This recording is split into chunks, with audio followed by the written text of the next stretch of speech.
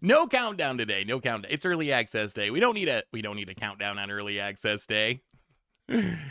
Oh, welcome. I know we're a little bit late today. Wait, why are we live? Why are we not live? Welcome. Hey, we are live. Okay. There we are. Hello, everyone. Welcome. It is the best day of the year, best day of the month, at least.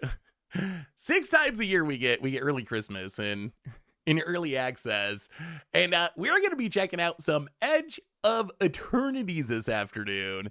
And we're not going to jump into it yet. We're going to give people a minute to get in, because I know usually we do the 5-minute countdown, but early access day, I just want to get into it as fast as possible, because I just finished recording a deck for Budget Magic. That was the first thing I had to do as soon as it went live. Now we get to do some streaming and check out some sweet Edge of Eternities decks, and we got some fun stuff to try. This set's really cool, and I think this set, not only is it really cool, I think it might actually be, we're just jumping right into it. We're jumping right into it. Super Mega Mini, good to see you. Welcome. The set looks so good. Hello, 3NVY. And Jace's cat, Aracalypse, of course, is our donuts. 0-1 by Dogamith. Good to see you. What's up, everyone? Hello. This early access day. Oh, I know we crushed it with the boxes. I was making up for our Final Fantasy boxes, which were about as bad as his boxes could be, but hitting that Ancient Tomb felt so good. What a hit. Did you see my spin-off of your budget encounter deck with dragons I emailed you? Oh, I did. I didn't respond to it yet, but that does look super sweet. I think that's one of the cool things about random encounter is you can kind of play whatever big stuff you want. I've seen people being like Galtas and Italis. Of course, a lot of the cool upgrades you need rares or mythic, so a little bit tough to do on a budget, but still, yeah, it looked super sweet, Silty. So how is everyone today? So what are we doing today? So it's early access, but this early access a little bit different than past early accesses. This time we're doing early access in our normal accounts. So we get all the cards to use, but it's in our normal accounts. This also means that we kind of are playing in a tournament to some extent. Like we actually have an event to play instead of just playing on the ladder, which is kind of a twist. Hey, what's up, Jump? Good to see you. Super Mega Mini. Okay, no spoilers. I'll try to avoid the spoilers. Mono Red Dawnsire. Dawnsire's on the list. So here's what we got. All the deck lists are in the deck command if you want to take a look at them. We're going to get through as many as we can. It will not be all of them because I have way too many decks, of course, but here's a little overview. And then we're going to get into it. There's no MTG agent. Yeah, I know.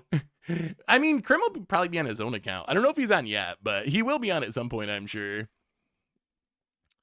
You're not in the general. No, there's like a special event that's like hidden from everyone else, but it's through the main client, when before you had to download like a separate client to do it. So a little bit of a twist. So here's what we got. Here's what we got to work with. And if there's any of these decks you really want to see, definitely let me know and we'll make sure that we try to get to them. So here's what we're working with. This is a budget food fight deck, which is probably pretty bad. This is a budget mono blue deck that probably good for Budget Magic, probably not interesting for today though. It's kind of mono blue Curious Obsession stuff. I have a bunch of Sunborn decks because I think Exalted Sunborn is one of the most interesting cards in the set.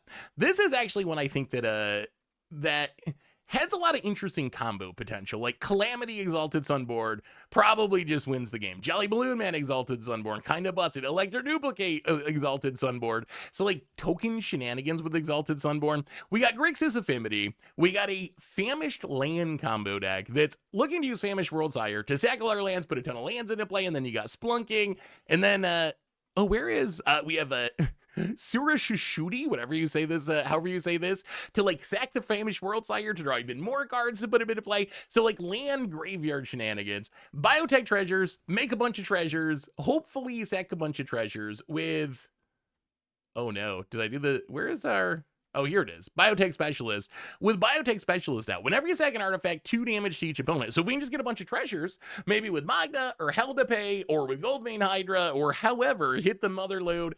Hopefully we just kill our opponent on the spot with Biotech Specialist as soon as we play it. There is land destruction, which is I'm sure very janky, and it might be more of like an against the odds deck. But land destruction, coma, really interesting with the new spacecraft and the new planet land. This planetary artifacts, it's basically a pretty traditional artifact deck, but we get some Dominion bracelet action, and we also get the new planetary lands, which I think are really, really good in artifact decks because of constructs.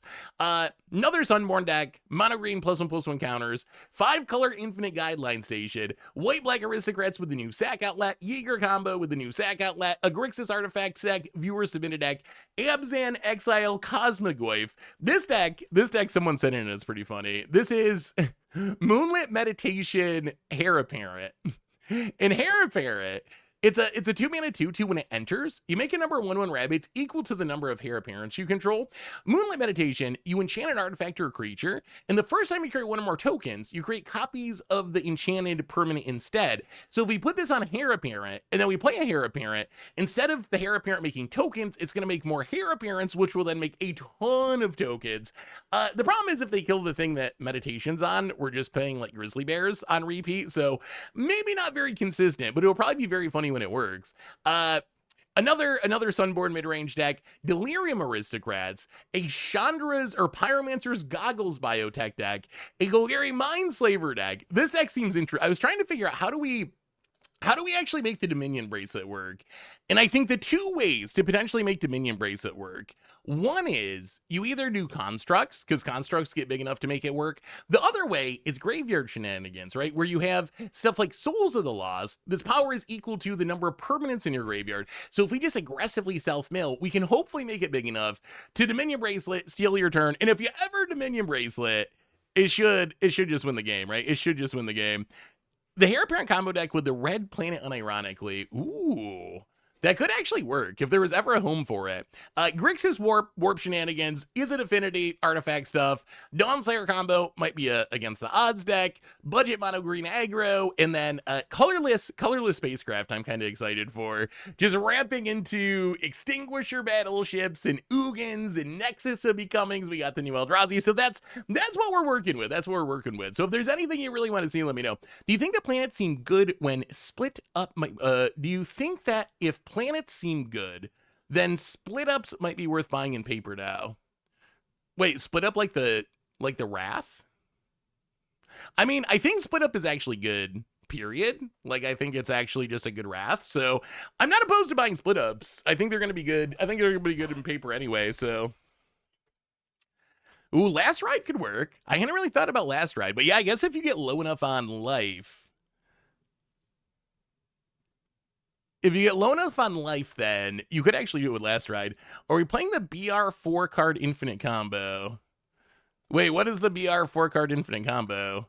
There are some combos in here. I don't know if that's actually the same combo you're thinking of, though. All right, we can do some colorless action. Hey, what's up, Jundinator? Good to see you. What's up, Soul Savager? Hello.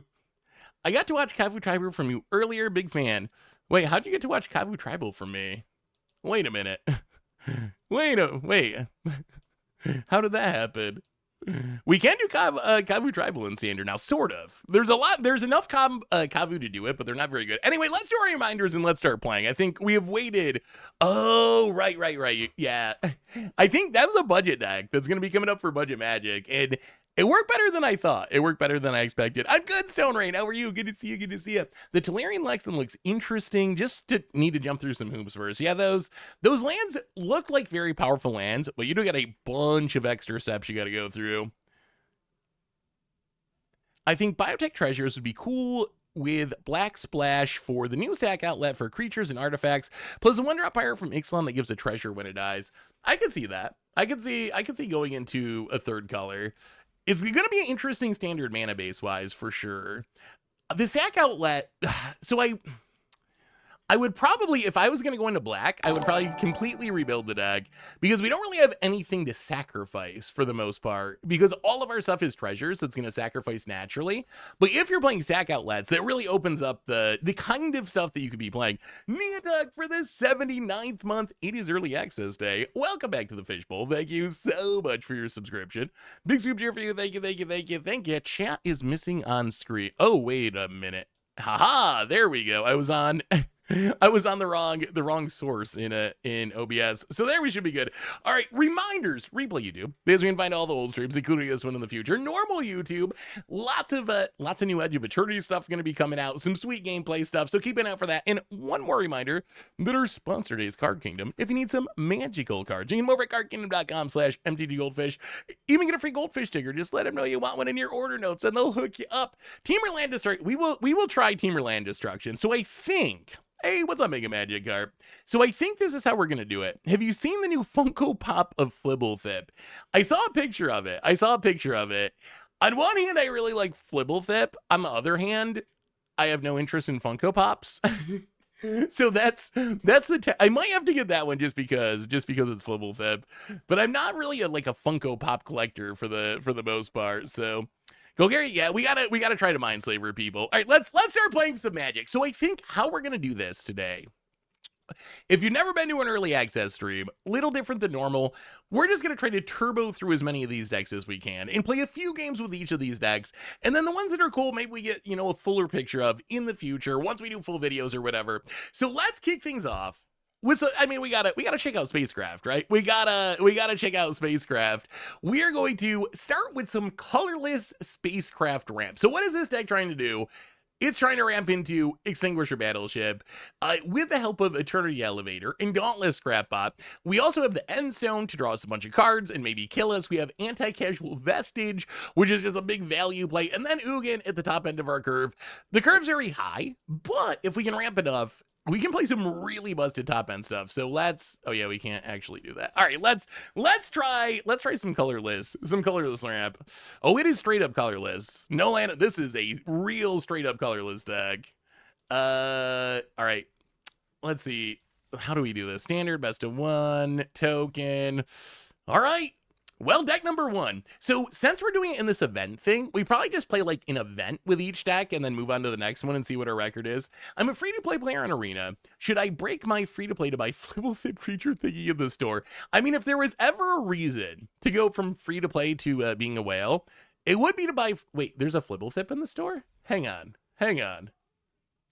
Wait, where's this Flibblethip? Is there actually a Flibblethip in the store? Wait, where? I don't see a Flibblethip. But yes, I think it would be wise to buy the Flibblethip.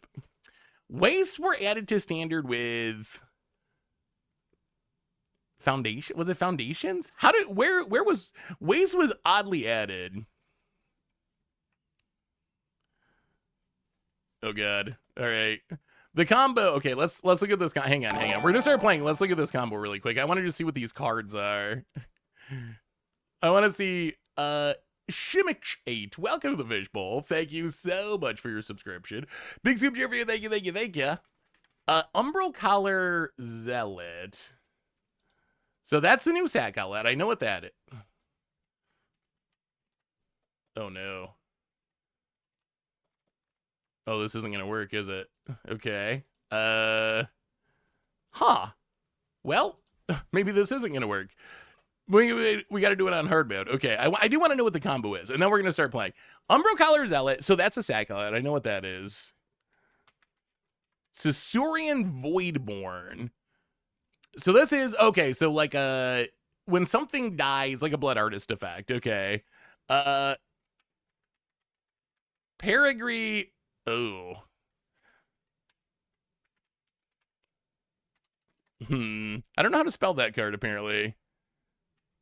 Perigree Beckoner? All right, let's see. Warp. What is this card? Perigree, something similar to Perigree. Oh. Okay. Perigree Beckoner. A 5-mana 4/5. When it enters until end of turn, another target creature gains +2/+0. When it dies, return to the battlefield tapped under its owner's control. So you warp one of them. And then you warp So you warp one of them, and then you warp the second one, and then you sack one, and then it gets back the first one. So essentially two of these can loop each other. That is a cute idea. That is also, my god, that is a lot of combo pieces. A lot of combo pieces to set up. But it is cool. I wish there was some redundancy. with with this effect. Like, because we have redundancy with Blood Artists, we have redundancy with Sack Outlets. I think the challenge is going to be drawing 2 copies of Peregrine Beckoner. That's going to be the challenge of the deck. So probably not going to be doing that today because I haven't built a deck around it. But I'm sure at some point we will probably be playing it. Anyway, let's do some Edge of Eternities. All right, colorless number 1, colorless spacecraft. It is pretty cool. You can do it in limited. That is sweet. I feel like Warp's actually very powerful. I think Warp is gonna be a beloved mechanic that people really like. Hey Seth, I have to ask, in Pokemon, they have a style of play called Crocune, named after a player named Cromat. Is there deck styles in Magic named after players? I don't think anyone called the Rift deck from 2003 Kibler's Dragons, for example. I cannot. Oh boy, we might get run over. We're gonna try this. I cannot think of a deck named after players. I can think of many decks that were named by players. Like, for example, we need something earlier. We're going to mill the Heater Archive. Like, for example, The Rock was named by the person who created the deck. Ponza was named by, but I don't think anyone actually, like, named the deck after themselves. At least not that I can think of, unless there's an example of this that I'm missing. Random food is pretty popular in Magic. People love naming their decks after random food. Opponent, Emissary Escort. I'm not sure if this card's good or not. It can get really big if you have a big artifact, but it's also kind of like French vanilla, if that makes sense. Well, let's play a land, play a Dauntless Scrapbot, see if we even live long enough to cast any big things. That is the biggest problem with this deck, is especially on early access where it's only best of 1. It can be kind of slow. Like, if we lose the die roll and our opponent goes curve out mode, we just end up too far behind to start playing our big things. Pound it. Gets in. Just kidding. Gets in, hits us. Well, we're going to take it. Down to 14. Opponent passes. Well, let's play the land. Get down the Solemn. I mean, we get to play something big next turn. Maybe it'll be fast enough. Grab a waste. You know what I miss? I miss the spider. Honestly, this deck would love to have Power Stones. Power Stones were so bad through almost all their life in Standard, but now I really miss them now that they've rotated. One of these days, Pandermonic effects will become simply known as Thess, or I would accept Blood Moons as well. That would also be fine. My opponent's popping off. Double Pinnacle Emissary. We're so dead. We are so dead. Block and block. I mean, our opponents just dumped their entire hand here. Well, Affinity, doing Affinity things. I mean, I guess it helps when you draw double Pinnacle Emissary, double Emissary Escort. That made our opponent's deck very fast. We draw another land, and I mean, we can play this, block here, and yeah, we're literally dead. Well, Affinity, popping off. Hey, Seth, have you brewed any post-rotation roots? I've enjoyed the deck recently. Wonder if you had any good post-rotation brew. I have not done any root stuff post-rotation. I feel like roots, it's going to have to be more of a value-y deck rather than a combo deck, right? I think it's going to have to be some sort of, like, value plan. I mean, I think roots is still a strong enough card that there can be roots decks. Hi. All right, I mean, we're going to try this. We're going to at least run the play this game. We definitely do not need a third Ugin. The power of surveilling. I think the combo aspect of roots is basically going to die without Tyvar. Like, I don't know how you can do combo-y stuff with that deck without Tyvar. But just making big weapons manufacturing, eh? But Hydran Archive is a pretty good draw. That might get us to Ugin on turn 5 if we hit another land. And Ugin's kind of busted if we can get it down. Opponent Clockwork Percussionist. Weapons manufacturing triggers. Black Mage's Rod. Weapons manufacturing triggers. Opponent gets in, hits us. Well, play the land. Play the Hedron Archive. All right, let's see if this Ugin's enough. Opponent. Mountain. Legion Extruder. Yup. Down to 18. Down to 16. Makes some munitions. Hits us. Well, okay. Secluded Starfield. Ugin. Eye of the Storms. What are we going to snipe? It's probably got to be Legion Extruder, I think. Because that lets them sack these munitions. So opponent's going to sack one in response. Hits us to 11. Well, take up Ugin. Draw a card, gain some life. Go back up to 14. Hold. I don't think they can kill us here, right? 3, 4, 5. Well, I mean, I guess if they have a bunch of ways to sack munitions, maybe. I love the idea of Rampage of the Clans and weapons manufacturing. Weapons manufacturing, definitely one of the cooler cards in the set. That is for sure. Found it. Sacks, gets some damage, hits the Ugin. Land, and Grimbobble, just to make munitions. What did we get burned by? Oh, the Black Mage's Rod, I see.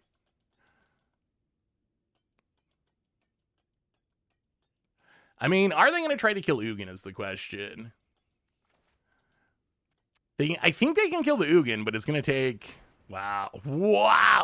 Umbral Collar. Okay, opponent. I mean, that's got to be the perfect card for them to have here. Opponent going to go attacking, going to hit Ugin, hit us down to 11. Sack some munitions. Kills the Ugin. Whew. All right, that's not great. That's not great for us. Good news is we do have another Ugin, which we can play and get rid of the Zealot.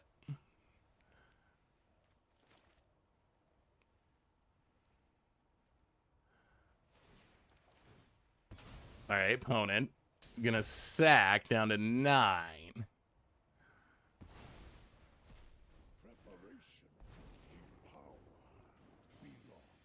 Huh.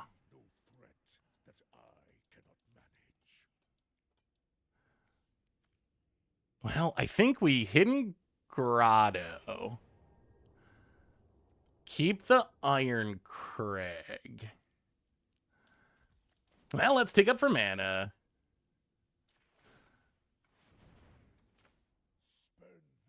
Play Secluded Scrap Bot. Get rid of the Black Mage's Rod. Well, we'll see if this is enough. Get rid of the graveyard. Make the lander. Come on. Are we going to get burnt out is the question. Found it. Are we going to play 2 Ugins and then lose? Mephitic drop. Triggers. Draws a card. Tithing Blade. All right, opponent. Just keeps chaining together your cheap artifacts. Plays a tap land. Gonna crack the map. It's a land. Well, okay, they can't kill Ugin, so they're gonna hit our face. Down to 5. Whew. Well, okay. Iron Crag. Exile the manufacturing. Take up Ugin. Draw a card, gain some life. Go back up to 7. 1, 2, 3, 4, 5, 6, 7, 8. Well, anti-casual vestige. Full price. Get rid of the percussionist. Iron Crag number 2. Get rid of the Tithing Blade. All right, pass the turn. I mean, we might be getting there. Found it. Gonna sack the Bobble to do some surveilling, trying to find the way to get past the anti-casual vintage. It's the sweaty Eldrazi. Oh, sometimes you gotta work Mega Magic Carp. Hey, Seth. I don't realize I tell you all. Should I tell you in a video in Vegas? Who's taller, you or your basketball playing brother? Oh, definitely my I'm pretty tall, but my basketball playing brother is like incredibly tall. Basketball brother is like 7 foot, and I'm like 6'4" or something. So even Even compared to me, he just kind of towers. Wow, that is a desperate attack. Down to 4. Well, Ugin does Ugin things. Draw a card. Gains. I think we stabilized. It turns out that if you have enough turns with an Ugin on the battlefield, good things are going to happen. Solemn Simulacrum. Exile it all. Exile it. If we actually get to Ultimate Ugin, it is going to be wild. Play the land. Draw a card. Sure. Iron Crag. Keep the creature version. Huh? No. And I guess we go attacking. Get in with Eldrazi, hit you to 12. Oh man, next turn's gonna be so sweet. Next turn, yeah, opponent, they're gonna have to, an opponent does not like fun. Does not like fun and scoops it up. I was so excited for Strip-Minded Ancient Tomb in time, Liz. What will be the deck you play them in? Mono Red Prison or Eldrazi? Oh, I mean, I'm probably gonna play them in Mono Red Prison just because I like Mono Red Prison. That went pretty well. That went pretty well.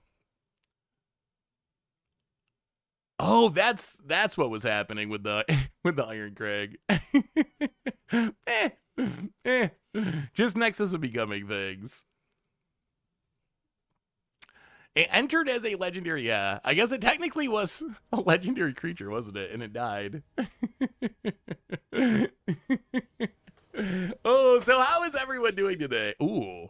See, this is what, oh, this hand, okay. This hand I like. Iron Crag, ramp us into Eternity Elevator. And we got the Scrap Bot and even the Eldrazi. So, early access day is today. Full release of the set is on Tuesday. Analyze the Pollen, interesting. Yeah, next Tuesday is full release for Edge of Eternities. So opponent, Simic of some kind? This forest looks like an island to me. I know there's trees in there, but just the colors look very, very islandy. Currently playing the Naya Norn deck. Yes, I love that deck. Norn has become like my favorite, one of my favorite commanders. I love Norn. Opponent going to into the Floodmaw, bounce. Sure. Wow, that actually was huge for them. Well, let's just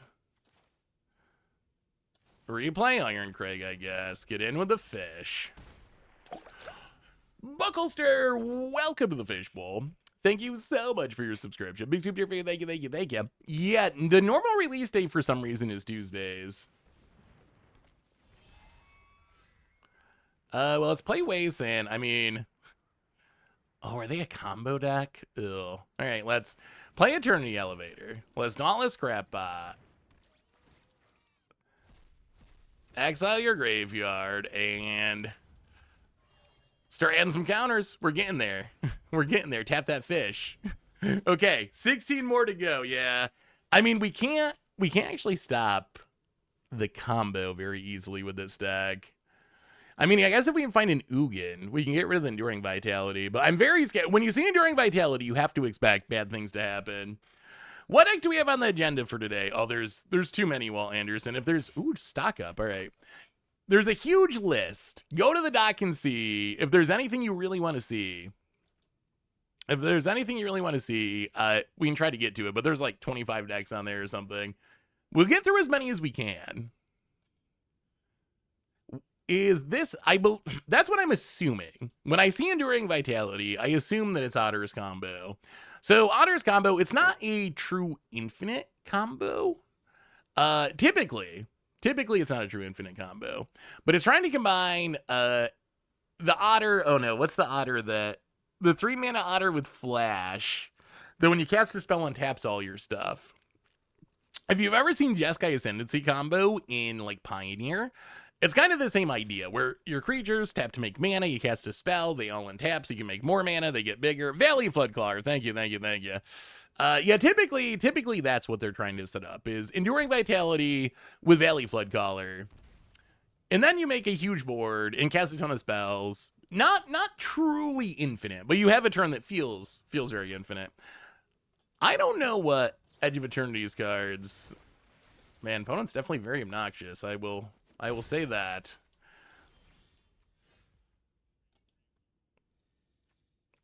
Well, I mean, we will replay Eternity Elevator. These End of the Flood Maws are absolutely just ruining our day. I guess we crack the lander to get a waste. We could be casting cool things, though, if it wasn't for these meddling Enduring Vitalities.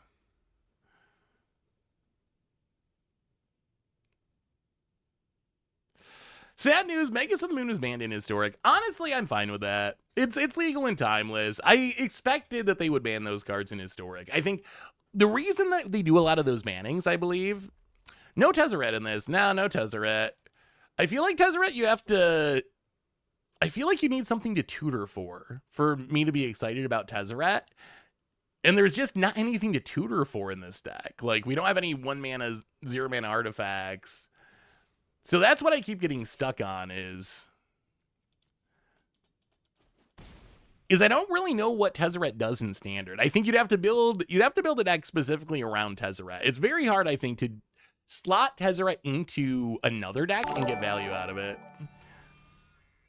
Ooh, Battleship, but it doesn't actually even get rid of them all the way. Huh. So what do we do now? Cash Money Misplay, welcome to the Fishbowl. Thank you so much for your subscription. Big subscription, thank you. What card from Edge of Eternities are you most excited for? Oh, that's tough. It's always so tough when people ask me that, because when a set comes out, I'm usually excited to build like 20, 50 different decks with this set. I'm really excited about Exalted. I think Exalted Sunborn is going to lead to games that do some really, really ridiculous things. Even though I know it's just another token doubler, but that's on the short list. Also really hyped for Dominion Bracelet, just because there's nothing quite like Mindslavering some fools. Huh. Well, let's play Hedron Archive. Are they actually playing counter spells too? And let's play a Nexus of Becoming.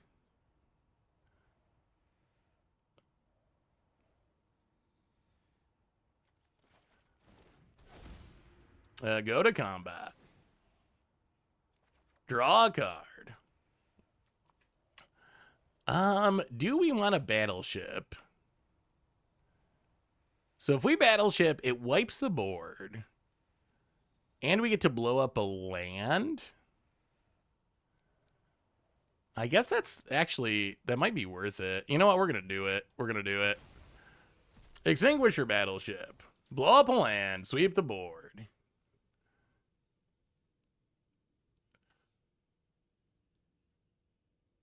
Sadly, it's going to Wrath itself. Nexus of Becoming leads to some really weird situations.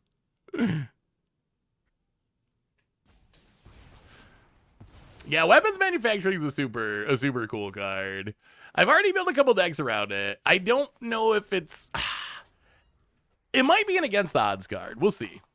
It might be an against the odds card. I'm not sure if it's going to be like a real competitive card, but it's definitely one of the coolest designs from the set. How's Empty Goldfish doing today? I'm in your time zone this time. Not ready for the new set, but I'm happy to watch you try it out. Hey, what's up, Jaguar? How are you? Man, opponent is very, very good at drawing. Very, very good at drawing Enduring Vitalities. Goodness gracious. Well, let's play a Nexus of Becoming. Play a land. Go to combat. See what we can find. We get 2 draws. Well, we might as well put the scrap bot into play. You're ready, your graveyard. Make the lander. Why does no one play Nexus of Becoming? Nexus of Becoming is actually like... Yeah, I think we say no. Yeah, let's keep the anti-casual. I'm still worried about just getting comboed out. That is the concern. I'm excited. SWU World Championships is this weekend in Vegas. Completely sold out. 2,048 people. Wow. How does that work, Stone Rain? Do you have to win an invite to that? Or can you just show up and play if you want to? We might warp it. The other option is we can Fomori Vault in Fountainport, which are both pretty good. 1, 2, 3, 4. Yeah, let's just pass. Let's just pass. I don't know, maybe your opponent's not even Otter combo. Silverfucks! Welcome to the Fishbowl. Thank you so much for your subscription. Big soup cheer for you. Thank you, thank you, thank you, thank you. We do have a deck on the list, Pyro, that that someone sent me that is hair appearance with Moonlit Meditation. It looks really funny. We'll see if we get to it. There's so many decks on the list, but it is one of the decks on the list. Opponent, Breeding Pool, untapped. Well, okay, so let's actually, yeah, let's Fomori Vault. Discard the Waste.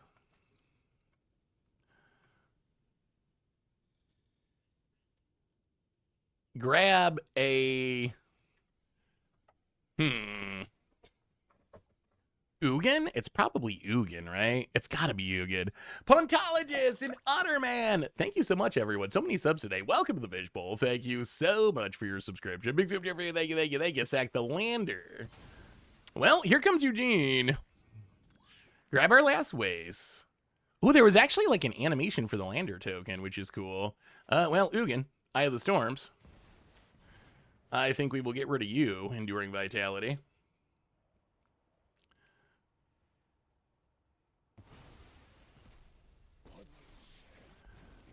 And Eternity Elevator. Yeah. Get rid of you, Enduring Vitality. If there's no Enduring Vitalities, we have much less to worry about as far as just dying to the combo. They can't combo without Enduring Vitality. Keep the untapped one. Yeah, let's tick up for mana.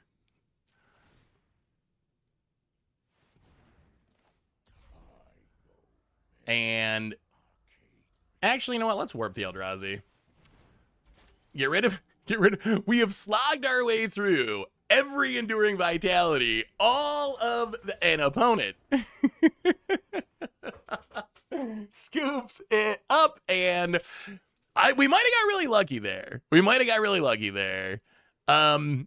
It is possible that our opponent just never found other combo piece, and that gave us the time to get it going, but the Spacecraft are looking good. We ever get more 60 card paper with Richard or Phil? I think it's something that will happen at some point. But Richard's kind of like on content hiatus at the moment, and then Phil mostly does arena stuff. So I think it's something that will happen, but it's just a lot more effort to this sounds so lazy, but it's honestly just like way more editing work to make paper content. So that's the main reason that there's more arena content than there is paper content. So yeah, I think there will be more, but at this point it's not super realistic to like have paper content be like our primary way of making gameplay or anything. This time, anyone can play day 1 since it's the first one. Next year, win to play day 2. All the PTU sectional regional winners get a bye to day 3 to the top 8. Interesting. That's a cool setup for the first one. Well, let's play the land and get down to Hedron Archive. Opponent, do you think this card is good, chat? I'm curious. What do we think of Zoo with it? Tap to reanimate a creature, but it's a skeleton with no abilities. The first line of text on this is so busted. And then the second line of text on it is way less busted. So I'm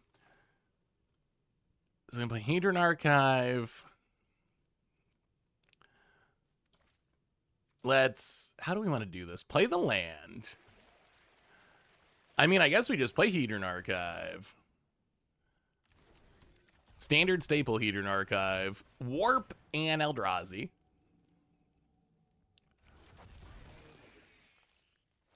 And a turn. Gonna go away.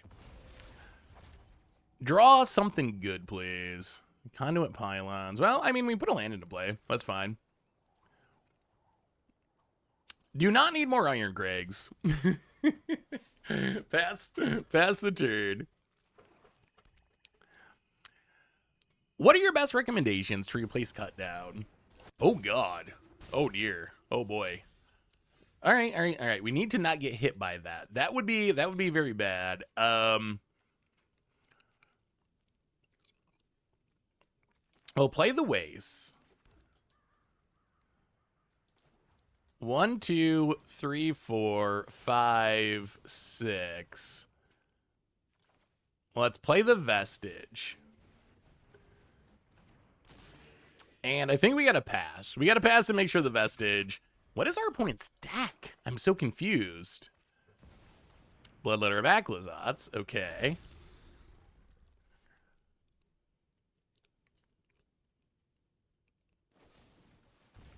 And Bitter Triumph.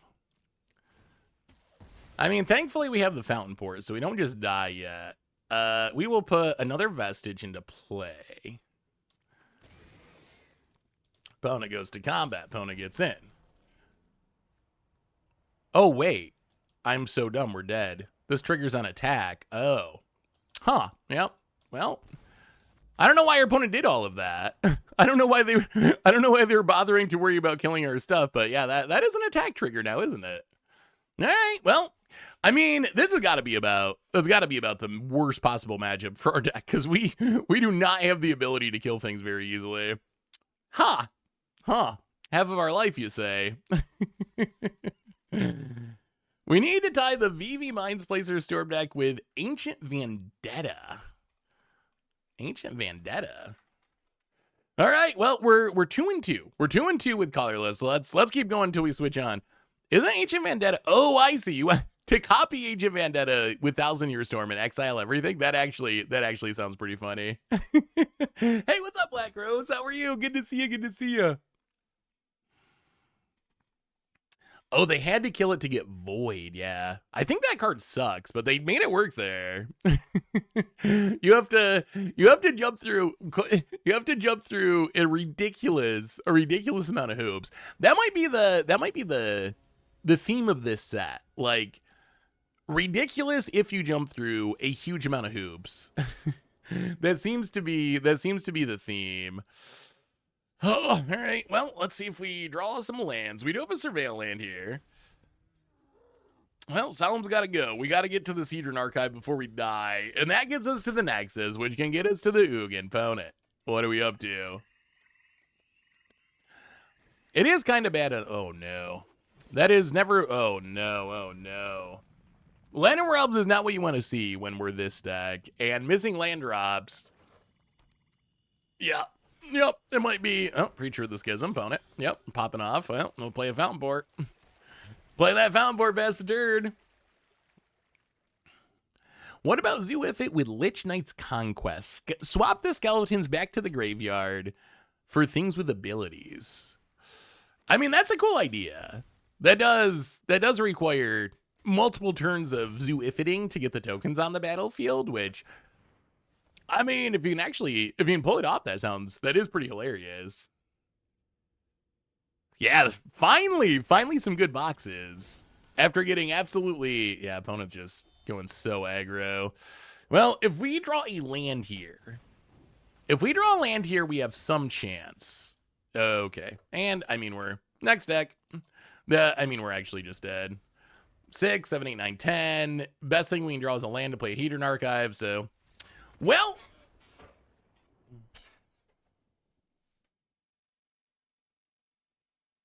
oh, so the Zoo-If-It thing wouldn't work anyway. It just reanimates the creature, but it has, yeah. So Lich Knight's Conquest wouldn't really... Lich Knight's Conquest is bargain, right? You can only sack tokens, artifacts, or enchantments. I believe.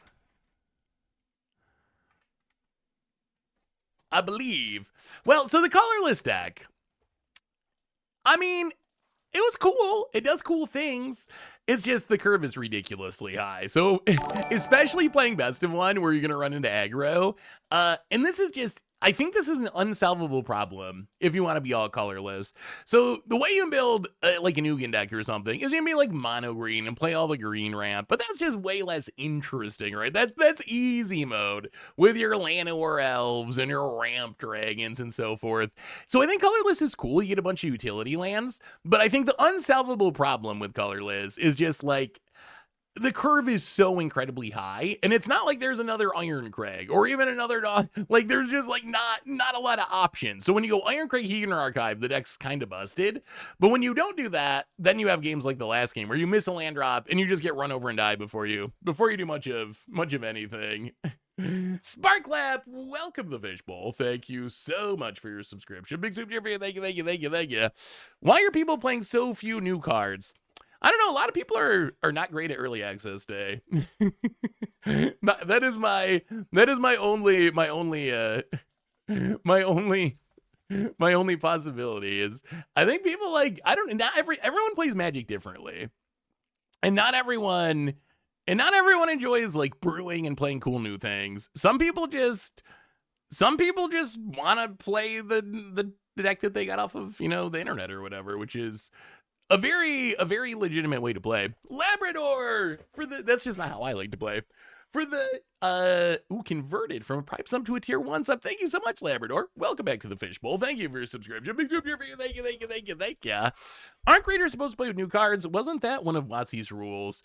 I don't know if that's actually a rule anymore. It's definitely encouraged, I guess, but I don't know. The whole system's different now. So what are we going to do now? We're moving on. So we went 2 and 3 with the colorless ramp deck, which, considering the curve is fine. This is a deck, no idea if this deck's good, but I am very excited for this deck, but because it has one of the coolest cards from the set in it, in the Dominion Bracelet. Dominion Bracelet is a new equipment that is 2 to cast, 1 to equip. Gives equip creature +1/+1. None of that matters. The big deal is it has pay 15 and exile it, and you Mindslaver your opponent. You control your opponent during their next turn. The ability costs X less to activate, where X is a creature's power, only do it as a sorcery. So it's very cheap to cast and equip. The problem is it's 15 to get the Mindslaver out of it, which means you really got to put it on a massive creature, right? It's got to be on a huge creature to have any chance of this working. So our plan for making a big creature is our deck is really about self-milling. We got Dredger's Insight, we got Town Greeter, we got Siege Ship Brood Tender. All these cards to fill the graveyard, Overlord of the Balmork, fill the graveyard. Best case, we make a massive Souls of the Lost, which is power and toughness, or power rather, is equal to the number of permanents in our graveyard. Or we can use X-Death, which flips into essentially the same thing. Best case, we can make them big enough that we can Mindslaver essentially for free. Just we can pay 0 to activate Dominion Bracelet. Worst case, we have Diamond Weapon, which Diamond Weapon, it's an 8/8. That means it's 7 to actually activate, which is not the end of the world, but is still a lot. So let's see if it's possible. Is it possible to actually Mindslaver people in Standard? Could play Dominion Bracelet in Go-Go deck to copy the effect. I mean, copying Mindslaver would be hilarious. Let's see if we can even activate it first. If we actually successfully can activate it in a deck that is... There's no Shockland for this color, right? Am I missing something? Or wait, is there... The Shocklands in this set are so weird. There's no Golgari Shockland, yeah. The Shocklands in this set are very weird. There's only 5 of them, and it's not ally or enemy. It's just... random. I have no idea how they chose what Shocklands to actually include, because usually it's either ally or enemy. This time it's just a random assortment of 5 Shocklands. But that means Golgari is one of the colors that got the short end of the Edge of Eternities stick. It does make a pretty big difference, actually. Like, the difference between having a Shockland and not having a Shockland, I think it might actually have a pretty big impact on what decks are actually playable in Standard. I mean, from a competitive perspective, obviously, like, from a more, like, not competitive perspective, you're going to be able to play all the colors. You can play Surveil lands, you can play Scry lands, you can play the common dual lands, but from, like, a winning a tournament perspective, the difference between not having a shock and having a shock is huge, and if you're one of the colors that doesn't have a shock or a fast land, your mana base is bad. It is so much worse than a color that has one of those, and amazingly worse than a color that has both of those. They really should just have the check lands be legal all the time. Didn't they just do that in Alchemy? I'm pretty sure I saw a thing on Arena where they were like, hey, the mana in Alchemy kind of sucks. The mana in Alchemy kind of sucks. So you know what? We're just gonna make all the check lands legal. Starting now, all the check lands are legal. Wouldn't it be cool if they could do more of that in Standard? Like, I wish, I don't know. My vision of Standard is just so different than Wizards, because Wizards' vision of Standard seems to be this, like, really slow, never-changing format. When I'm like, man, wouldn't it be cool if they could just be like, hey, this week check lands are legal, or hey, this month this card's banned, or this card's unbanned. I think it would be real. I would really enjoy it like that. But Wizards sees it exactly the opposite. They want the super slow plotting. It takes 6 months to do anything, like, which to me seems kind of like a boomer way to run a game, but I guess in some ways Wizards is a boomer game company from the 90s, so maybe it makes sense that they'd run it like a boomer game. maybe it all makes sense. What do you think about Crucius Titan of the Waves? With 97 lands, Calder Breaker, which brings all your lands in Corrupted Conviction, which lets you sacrifice... Wait, Crucius. Let me... Is that the Alchemy card? Yeah, it's the Rakdos Alchemy card, right? So Crucius, I really haven't done hardly any thought on Alchemy like at all. So Crucius, 97 lands. Cauldron Breaker, which gets all your lands back in a Corrupted Conviction when such you sacrifice to draw 2 cards. When it dies, it deals X damage for the mana. That sounds really funny. That's a funny idea. Alchemy cards can do some wild things. This hand... Alright. I mean, we get some graveyard. We'll keep this. This hand's fine. Plus, we get our first look at a planet... Oh, wait. Does this make green? Okay. First look at a planetary land. The black planetary land. So once we sack 12 creatures, look out. We can pay 2 life... and 2 mana, and sack a creature and draw a card. Let's play a Verge, and yeah, get down the Brood Tender. Do a little milling. I think this card's actually kind of really good. I think Siege Ship Brood Tender should be a very good card. Ooh, weapons manufacturing. I also feel like weapons manufacturing, this is probably the perfect time to play it, because at least I'm not teching for a meta of any sense. So it's not like we're playing enchantment removal. We're trying to, it's almost like Commander in some ways. We're trying to do our thing. Let's play another Brood Tender. Play a land. And I guess we start stationing. Station you. I'm curious how easy it's going to be to turn on the planet lands. Like, if we actually put effort into it, how easy is it to turn on the planet land? Market Noom.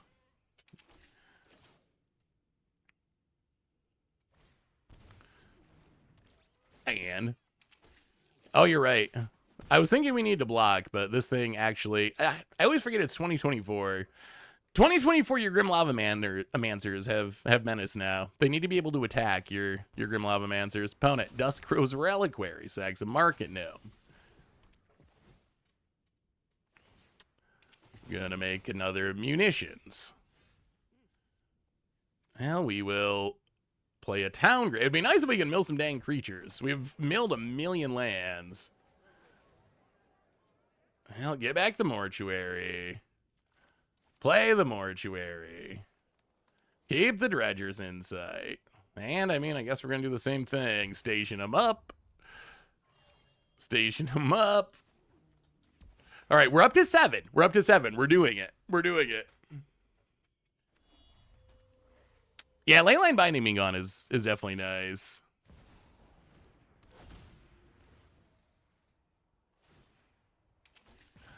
Opponent, Legion Extruder. Wow, this is a really good draw for our opponent. They have the weapons manufacturing and the Legion Extruder. It is kind of everything they could hope for. Well, we're going to play a Dredger's Insight. The good news is we're going to make a really big X-Death. Get back a Dominion Bracelet. Gain a life. Play the Verge. Play X-Death. And gain a little life.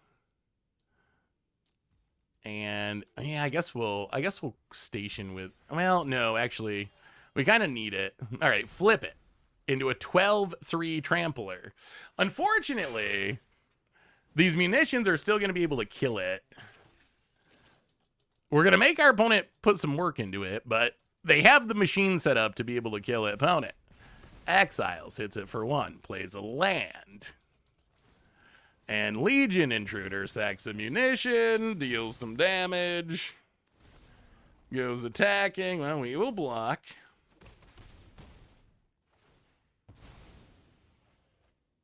Opponent finds another percussionist. We find kind of nothing. Well, Hollow Marauder. Make you discard. Dredger's Insight. Get back in Overlord. I think. Do we want Overlord or do we want Hollow Marauder? Yeah, I think we got to get the Overlord. Gain a bit of life. Overlord.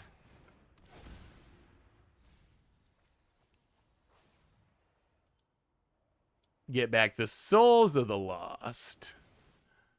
Gain some life. Play the land past the... I mean, oh... Next turn we get to do it, right? Next turn we get to do it. 1, 2, 1, 1, 2. Next turn I think we get to Mindslaver. Is it going to be enough? Is it going to be enough? Are we going to be alive? The Mindslaver is coming. I think we're going to actually do it. And then we get to have some fun because our opponent has a lot of stuff we can mess up. Opponent, percussionist. Gonna manufacture a weapon. I don't think they can kill us this turn, right? They can hit us for a bit, but I don't think they can kill us. And then we Mindslaver and see what happens. Pound it. Sacks. Kills. The Marauder. And... oh, we're going to Mindslaver him. We're going to Mindslaver him. Oh, we can ping their own things. Down to 13. Well, okay, so we will play a Souls of the Lost. Play a Soul of the Lost. Discard a land. Casual 21-22. Dominion Bracelet. Equip Dominion Bracelet. Exile Dominion... No. Exile Dominion Bracelet. We Mindslavered in Standard. It worked. All right, opponent. Well, your next turn is ours. And this is the good version of Mindslaver. This is the good version. Because... okay, we fully station the land. This is a good version because our opponent does not get another turn after this either. We just get to control their turn. I'm curious how this is going to go on Arena. So how much of their board can we mess up? Opponent grows the door, hits us, untaps, hand, percussionist, and land. So we need to kill a lot of things here. How do we kill a lot of things?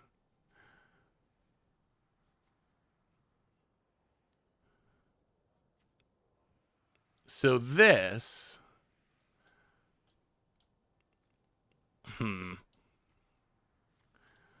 Duskrow's Reliquary in the graveyard.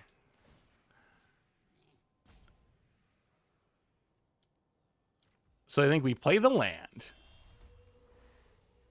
Extruder. How many cards we got in our deck? 24? Ugh. Well, Rust Harvester. Yes, I'm sure I would like to target the Rust Harvester. Exile the Reliquary. Kill the Harvester. Legion Extruder. Sack the Dusk Rose Reliquary. Get back our insect. Opponent gets a 3/3. Harvester. Target the Harvester. Exile the Harvester. And then this, I guess, is going to attack into this. And opponent finds... Ooh, another weapons manufacturing. Okay. Okay. So now what? We did the thing, but we didn't have a plan beyond that. That was the plan. that was the whole plan. that was the entire plan.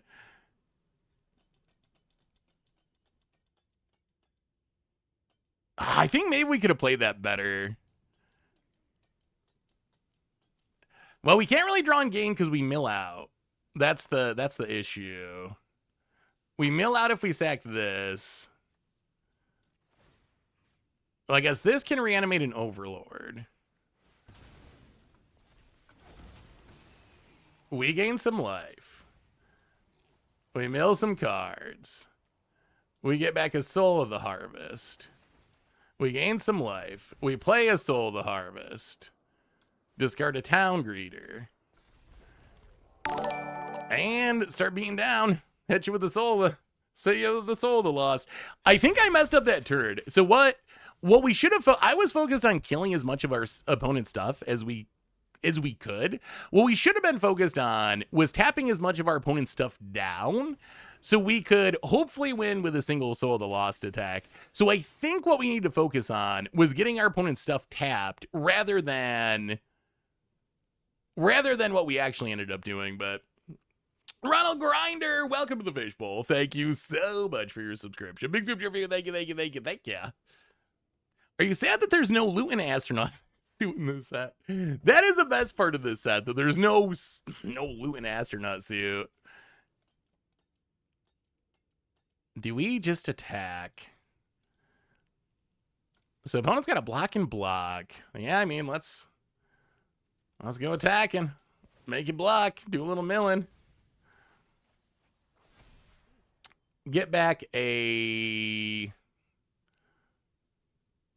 What? Opponent has one card in hand?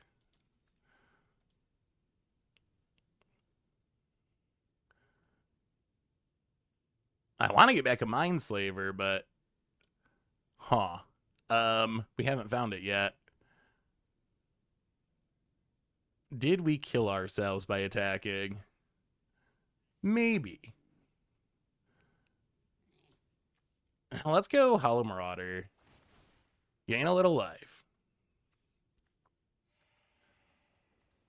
Opponent's got to do some blocking. I mean, we are back up to 16. The Dredger's Insights are keeping us in this.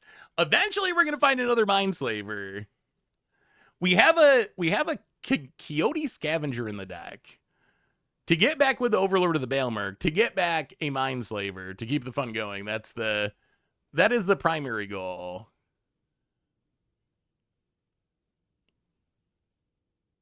Opponent, gonna block and block. We also gotta not mill out. We only have 11 cards in our deck. We've done such a good job of filling our graveyard. Yeah, the problem with X-Death is the lack of toughness means it just dies to these munitions super easy. It's very much a backup version of... Wow, okay, opponent. Torch the tower to kill the Overlord. Stuff dies. Opponent exiles. It's a land. Well, play Hollow Marauder. Draw a card. Alright, well, we'll play a diamond weapon. And pestered. Unimpend. Opponent sacks. Pigs. I mean, our opponent has to block every one of these Souls of the Lost for the rest of the game, though. Which kind of seems like a big ask. Eventually, they are going to run out of stuff to block with, right? Opponent, starting town. Passes. Oh my god, that's another one. Well, we will go to combat. Attack you, attack you. These Souls of the Lost are so big. You are building around the new Panharmonicon God. I haven't really built around the new Panharmonicon God. As much as I love Panharmonicons, they've become less exciting to me as we have gotten them in every set. There's so many of them now that it's hard for me to be as excited about a new Panharmonicon just because there's so many of them. It was so cool. Like, when they first made Panharmonicon, I'd never seen anything like it. It was so cool to be able to double your abilities. Another manufacturing. I mean, we gotta have them, right? This has gotta be it. Well, all right, we're gonna go to combat. We're gonna swing with everything. Here we go. Mill 4. Wow, we didn't find the scavenger. Okay, so we will take a Souls of the Lost. We're just gonna have all the Souls of the Lost gain a bit of life. 4 cards in the deck. Pouted sacks. Pigs. Blocks. I mean, I will say Croaky's is fighting to the bitter end. Opponent goes to 2. Soul of the Lost. We should probably play around with Sweeper here, but we're not going to. If they have a Sweeper, they got us. Soul of the Lost, go. All right, opponent. Are we done? Are we finally done? Weapons manufacturing Legion extruder seems kind of sweet. Well, here, watch us get fogged. Well, where's the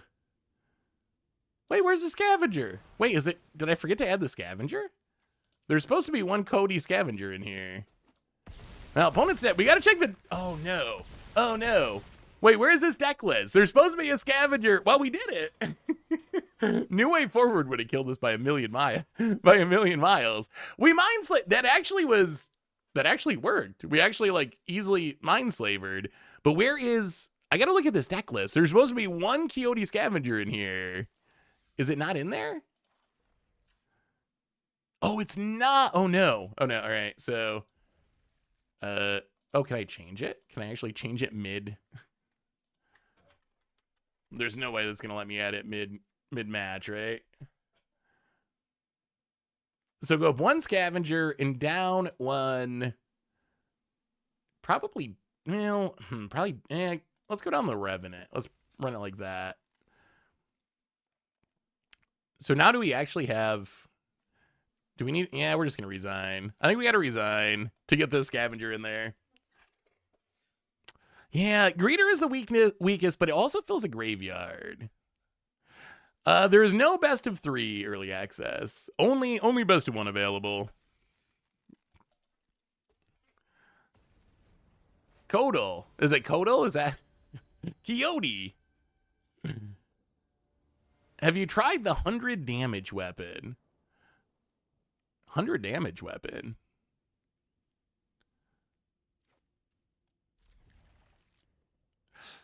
Yeah, this is a special queue just for the early access event. Some trample for the deck would be nice. Wow, it's a lot of ley line axes. Ooh, there's Dominion Bracelet. I mean, yeah, trample would be good, but remember, the goal is not to kill our opponent with big tramplers. It is to seal their opponent's turns until they give up. That is the actual goal of this deck. I think we're actually going to get down this Overlord to start filling the graveyard. Do a little impending. I mean, this with double strike is actually just going to make us die. This is actually just going to kill us incredibly quickly. I mean, I guess that's kind of a combo. Yeah, I mean... Hammer time, standard hammer time, and I mean, sure, I guess. Shouldn't have lost the die roll, I guess. The problem with Jumbo Cactar is you have to play a Jumbo Cactar for 7 mana. You have to attack with a Jumbo Cactar without killing your opponent with a 10,000 power creature. And then if you somehow do all of that, then you can Mindslaver. That is kind of the concern. Oh, do we? We're gonna keep this. We're gonna trust that we draw into that we draw into some ways to fill the graveyard. We got the Souls of the Lost. We got the Dominion Bracelet. Chocobo, eh? Well, play a land, and let's... Souls of the Lost. Pitch a diamond weapon. And start stationing. We really just need a way. We need a way to get some cards in the graveyard. Have you seen there's a new infinite Mindslaver loop? New white mythic land to copy bracelet. Use the copy. Retrieve the bracelet with Old Tech Archaeologists. Blink the Archaeologist. Repeat this every turn. Ooh. I don't even know what Old Tech Archaeologist is. Let's see. It is a 5-mana 4/4 common from Lost Caverns of Ixalan. When it enters a battlefield, choose one. Return your artifact card from your graveyard to your hand or scry 3. Wait, doesn't it? Oh, you gotta copy it. That's how you're getting around the legend rule. Wait, does that work?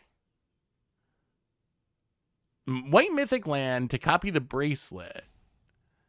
Use the copy. Isn't Dominion Bracelet legendary though? How do you have 2 copies? Oh, I see. So you white mythic land, copy bracelet, you legend rule yourself, you lose the bracelet. Alright, Souls of the Lost. Gotta discard this Hollow Marauder. Play the land. We need a way to fill the graveyard, please.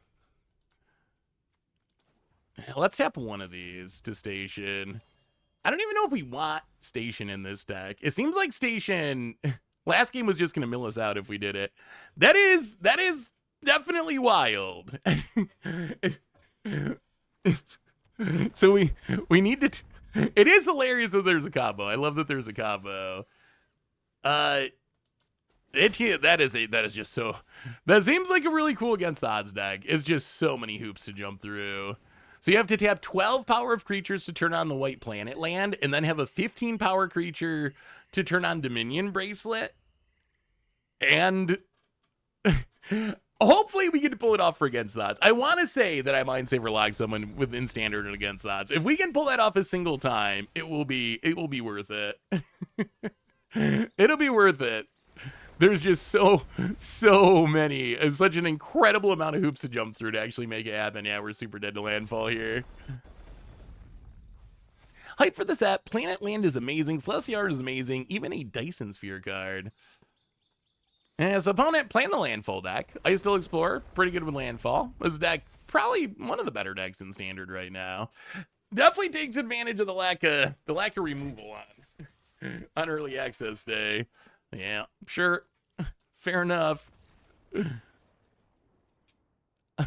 You're gonna have a 14 power creature instead of 15 power creature, and it all falls apart.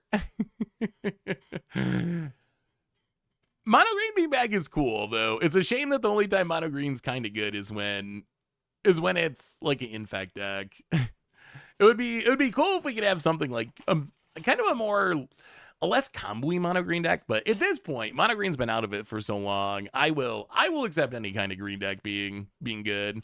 I think the Landfall deck's pretty cool. I do like the Landfall deck. If you copy Dominion Bracelet's activated ability, do you get multiples of your opponent's turns or only one? You should get multiples, I believe. You should be able to copy the trigger. I mean, the other dream is you get go-go going somehow. I mean, imagine a world where you like somehow get the 15 power creature and you get a go-go and you have a bunch of mana and then you activate Dominion Bracelet and then you copy it with go-go and steal like 5 turns in a row. Oh, it'd be so sweet. It would be man. I will say this deck is just run incredibly. I think that the mana base is actually wrong in this deck. I think that this Planet Land is actually. This Planet Land has not impressed me. Has not impressed me even a little bit. I think the Planet Land's actually just kind of bad, unfortunately. I hate to say it, but the one time we actually turned it on, we couldn't even sack anything because we would have just milled ourselves out and died. Well, let's play the Brood Tender. Do a little milling, start filling our graveyard. Pass the dirt. His station been impressive so far. I would say no. But we also haven't played with it a ton yet, so. But it has not jumped off the page at me as being especially impressive so far.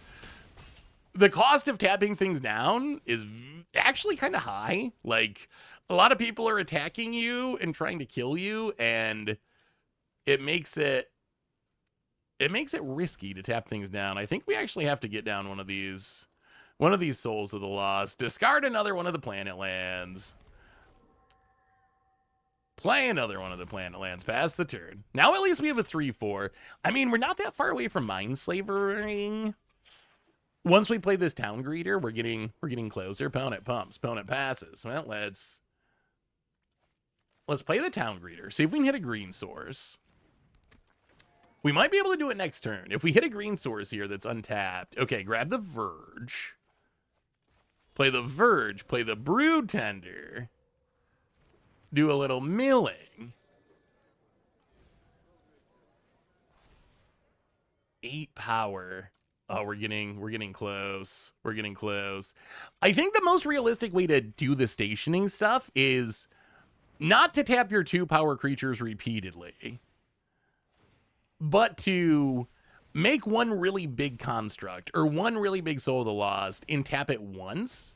That actually seems like a kind of realistic way to another one. A kind of realistic way to actually make it work. We need like one more self-mill. I think what we do, let's do this. Let's play a swamp. Let's sack this to get back an Overlord of the Bailmerk.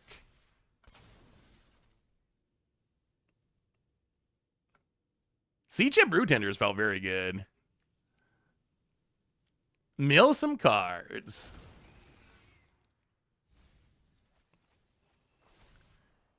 Get back a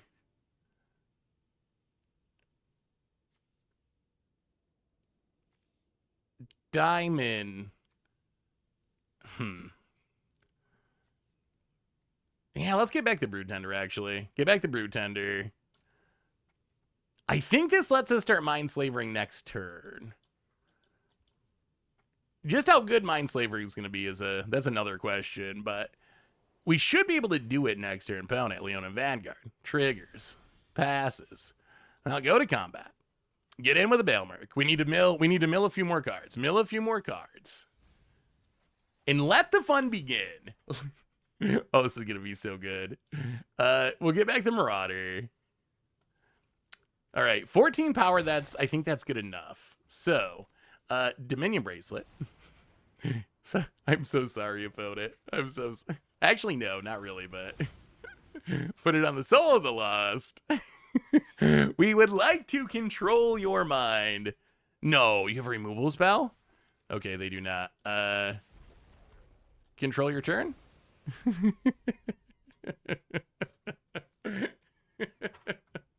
And then I guess we'll play a Hollow Marauder. Might as well get a little more power on the battlefield. Make you discard.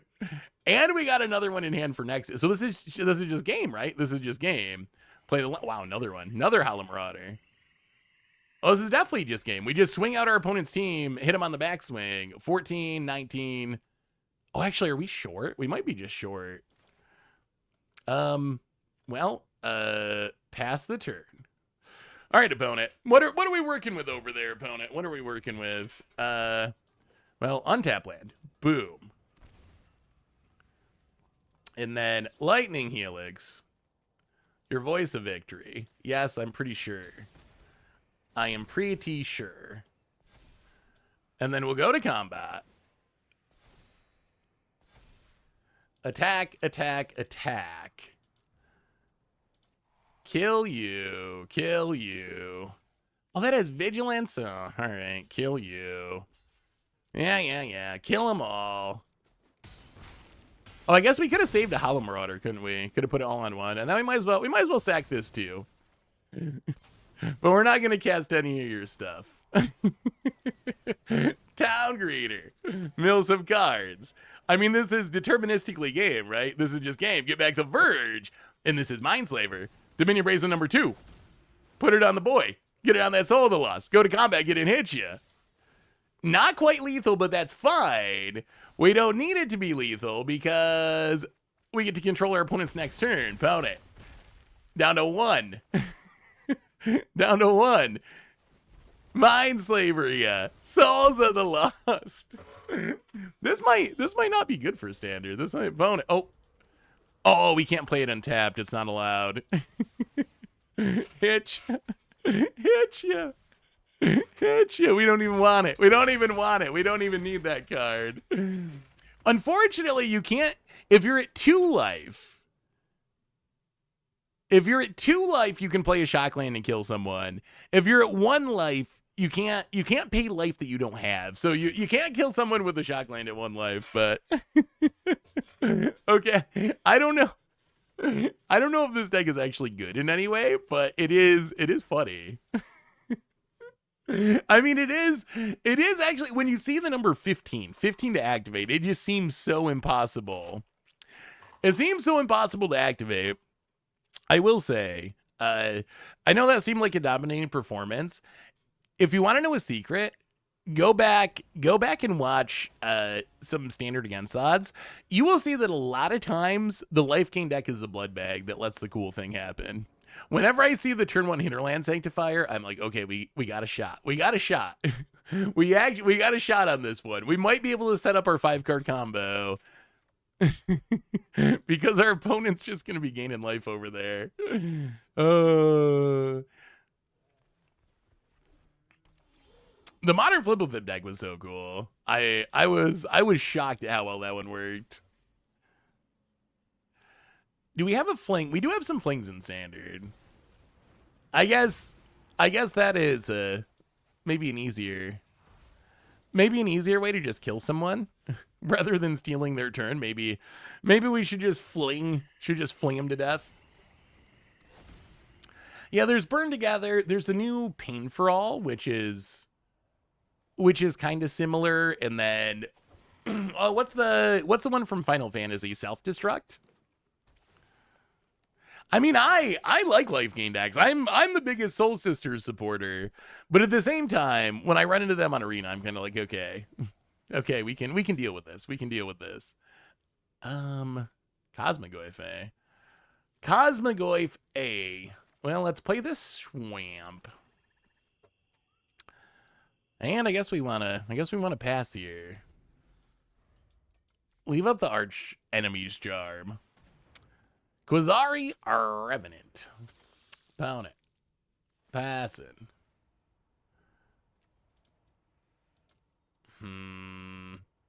Yeah, I mean, I guess we kill the Revenant. This does grow the Goyf. Another Swamp.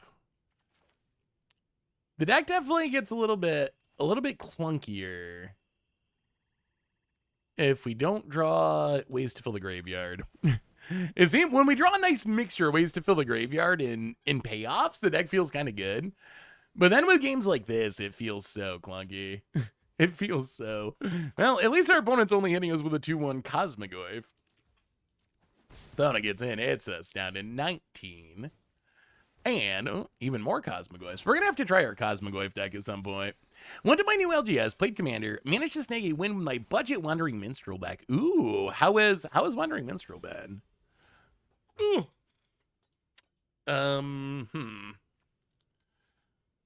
Well, okay. This feels bad, but I guess all we can do is fire up this Restless Cottage. Go attacking. I guess we want to submit 0. If we exile their stuff, it grows a Goyf. We want our stuff to reduce the cost on Diamond Weapon. All right, pass the turn. This is a kind of reference I can get behind. Like Cosmogoyf, it feels like a magic card. Like, yes, it's kind of a goofy reference, right? Like Tarmogoyf in space or whatever. But this is the kind of references that jeez. Well, that just got serious. And a Molt Tender, and opponent, Overlord of the Baelmerk. Well, it might be a little late. Overlord of the Baelmerk. Do a little milling. Well, there's our stuff finally. Now that we're to the point of being dead, which we literally are just dead, yeah. Well, we got a couple of good Mindslavers out of it. I will say the deck's probably not actually competitive in any meaningful way, but it is fun to Mindslaver people. How playable is Diamond Weapon in Standard? Just build it in Commander and I love it. Not really. Like, it can show up, like, if you're a very dedicated, like, very specific graveyard deck, it can be okay. But it's, that's about it. You gotta be a very specific deck. Let's try another deck. So what do we learn about that deck? I think that, I don't know. I'm excited about having a Mindslaver in Standard because I think it's really funny and it's going to be a cool against the odds card. It's another one that I'd be kind of shocked if it was actually a competitive deck, I would say. Got to go more into graveyard stuff with Huskbuster, I think. Yeah, but I'm not interested in being out with Huskbuster. I'm trying to Mindslaver people. And like that's kind of the issue, right? Like I'm not just like playing a 5/5. I'm kind of like, yeah, like, that's kind of sure, but Mindslavering someone, that's actually exciting.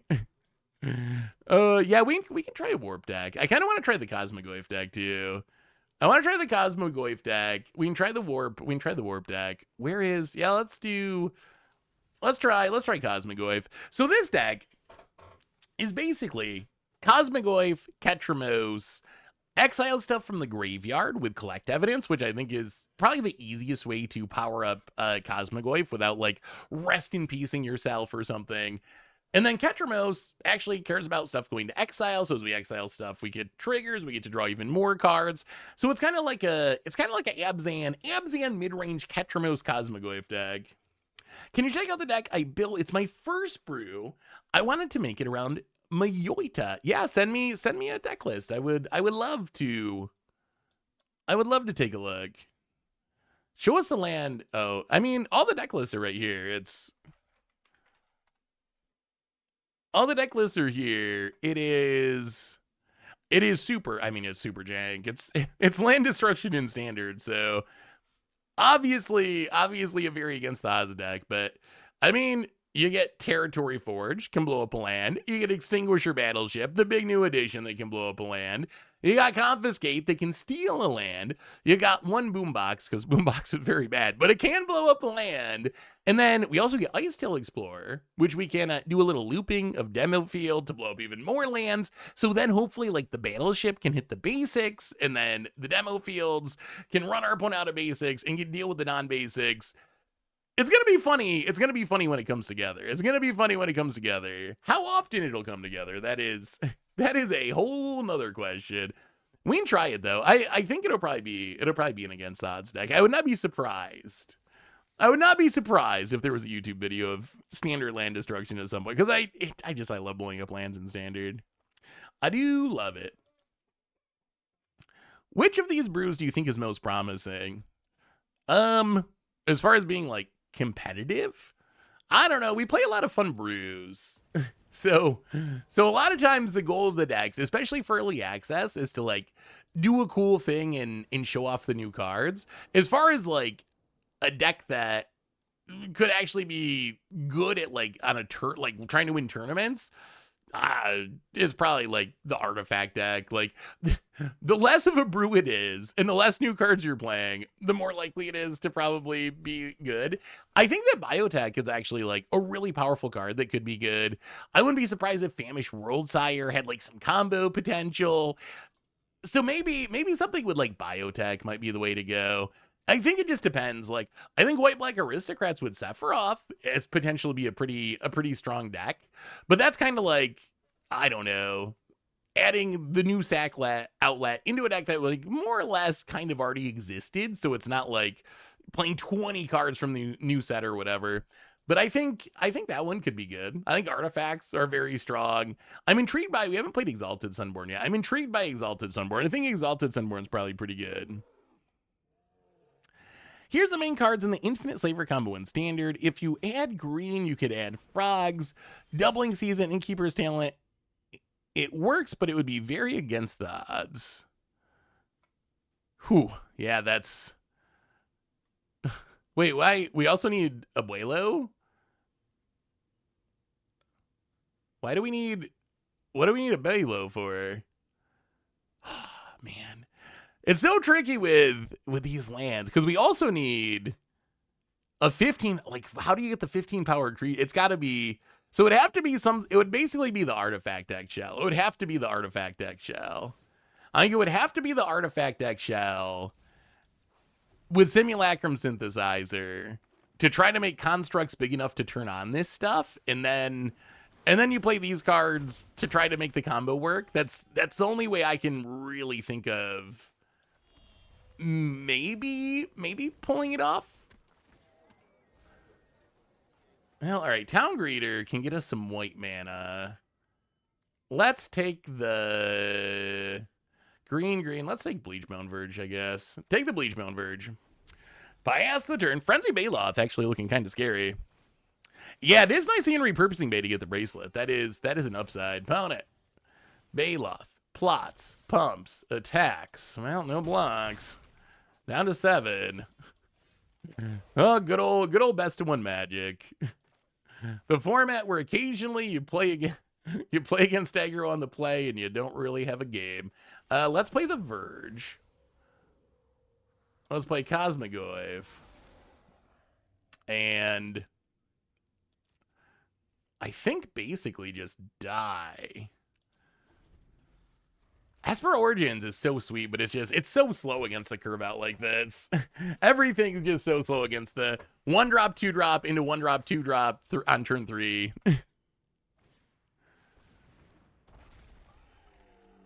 The problem with Infinite Mindslaver stuff is often you just win by tapping your opponent down and swinging out. Yeah, that's probably the most... Man, what a draw. Opponent, tie your hand on the battlefield. Tie your hand on the battlefield, turn 4. Well, that's why you don't lose die rolls.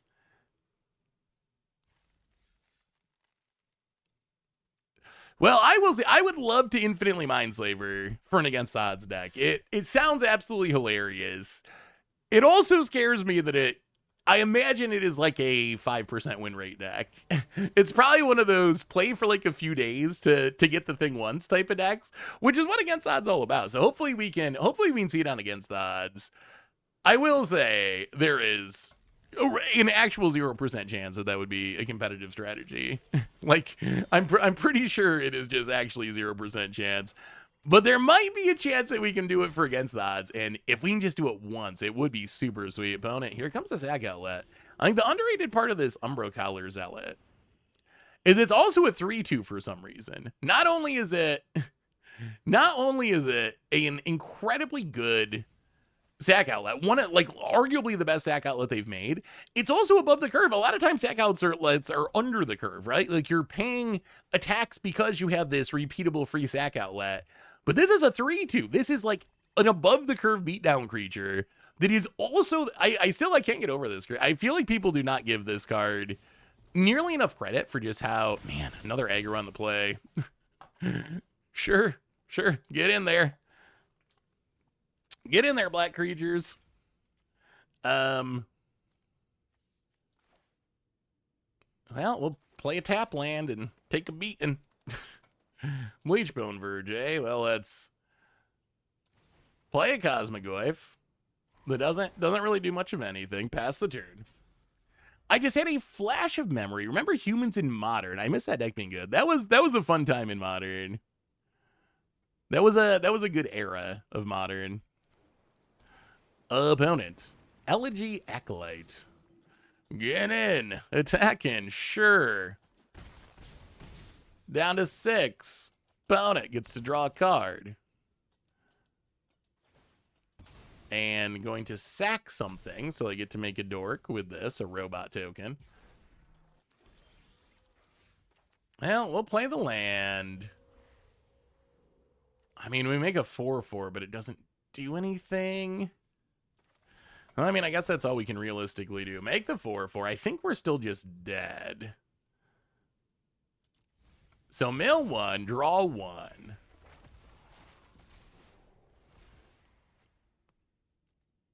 Cosmogoyf. Cosmogoyf has not been impressive here. So this is our first viewer deck, I think, that we've played, or full viewer deck. Although I wanted to build something pretty similar. And Cosmogoyf has just felt downright unplayable so far. It has felt straight up downright unplayable. What's the logic of Origins in this deck? I didn't make this is a viewer deck. This is a viewer deck made by whoever's name is on the dock, which is, let's see. This is a viewer deck by Bailey by the looks. So I'm actually not sure what their logic was of I mean, I guess the logic is filling the graveyard, but well, I mean, we've played 2 super aggro decks on the draw so far in best of 1, which is just like, you're gonna lose those a huge percentage of the time anyway. That's just, so I don't think we can read too much into just playing 2 super aggro decks with them winning the die roll, because you're probably like a 30% to win no matter what you're playing in that scenario. So I don't know how much of it's like the deck and how much of it's just the situation of us that we've found ourselves in with this deck.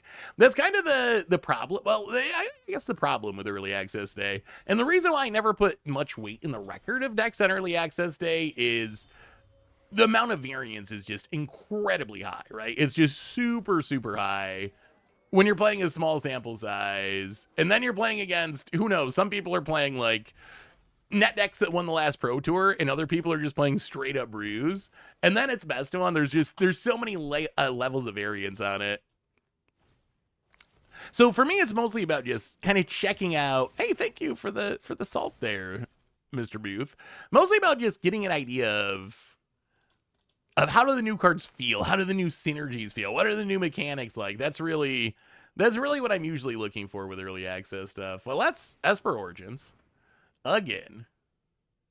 Do we need a Deadly cover-up? We definitely, for the love of God, do not need even more lands. I guess we'll keep Deadly cover-up.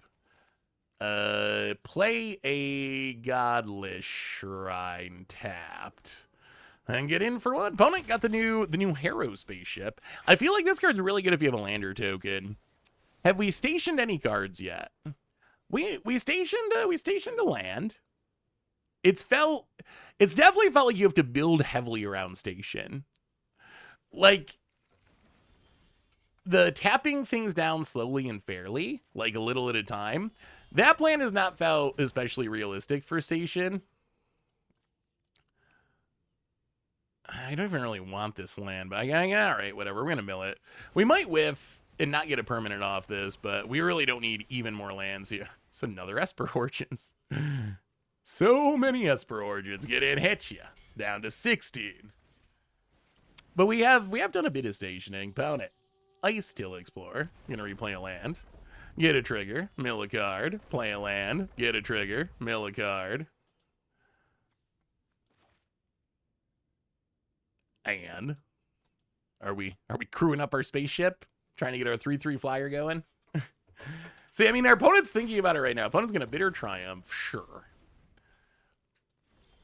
Well, we will strategic betrayal, get rid of the explorer, get rid of your lands, play the Esper Origins.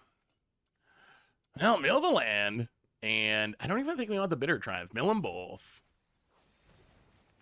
Surveil land. Definitely do not want a Godless Shrine. Holy lands. My goodness. Get in, hit you. Are we trying out the new Taliran Academy like land?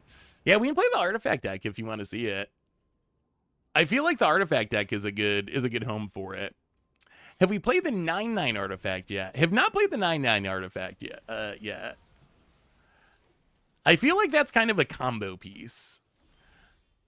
I think there's definitely uses for it, but I think it's got to be almost a straight up combo deck. Well, get in with the Town Greeter. Hit ya. I mean, opponent is down to 9. We are slowly eating away their life little by little as per origins. My god, 2 more lands. Oh my goodness. All right.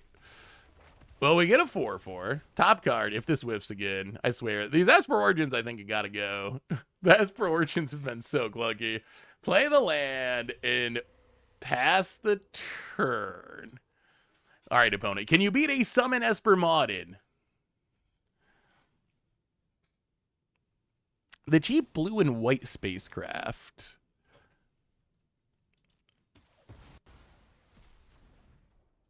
Opponent.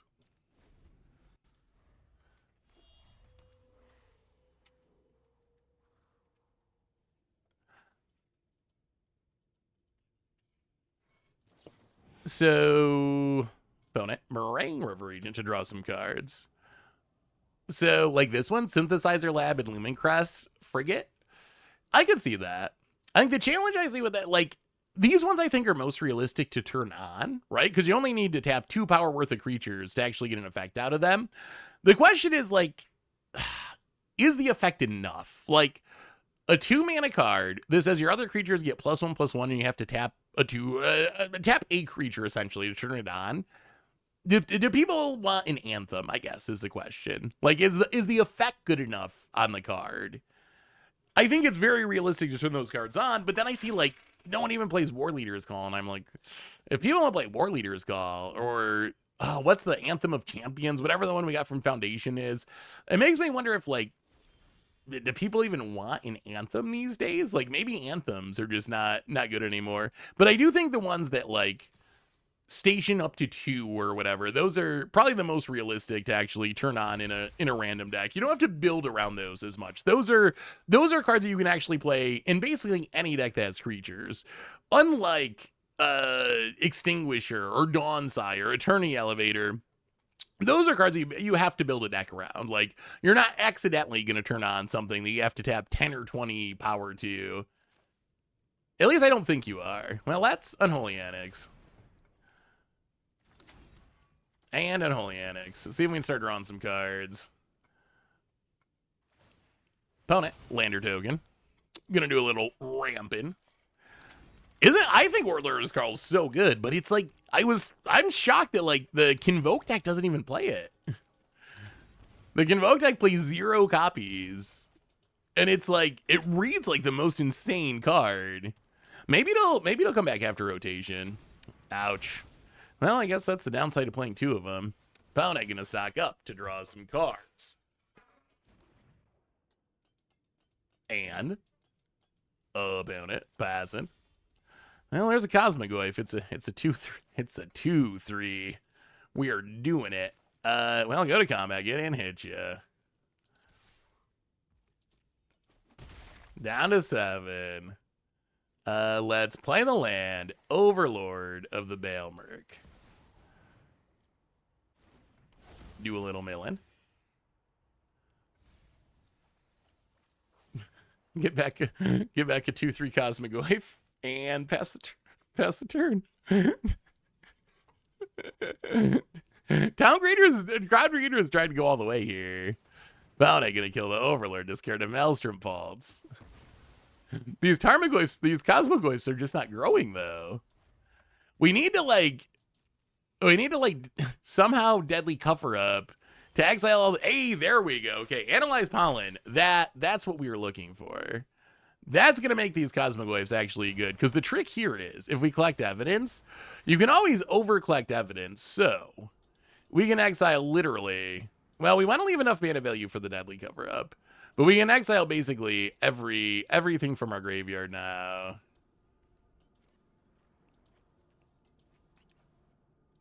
And, yeah, that's probably good. That's probably good enough. Actually, you don't even need the Overlord, right? Maybe 1 Overlord? Yeah, let's try it like that.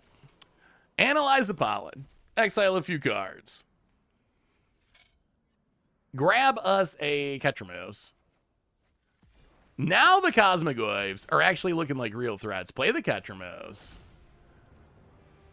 Play the land. Play the Cosmogoyf. And pass the... Well, no. Town Greeter. Getcha. Hit ya. Down to 6. This has been all the town greeter, opponent. Floats a ton of mana. Oh, what do they have? Steal all of our cards? Are we going on a outrageous robbery? Mm-hmm. All right, opponent. Outrageous robbery.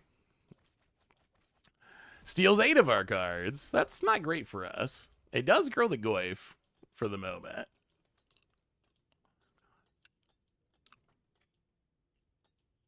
Are you playing Brawler Stand? That is a good question. It kinda looks brawlish, doesn't it? Do you think that Borrowspurred will do well in New Standard? Also, what do you think would be the best replacement for Swift Spear? My money is on Get to Lava Runner. I mean, Get to Lava Runner was kind of playable in the past. This was a few years ago. I think Get to Lava Runner might be the best option. I'm trying to think of what else.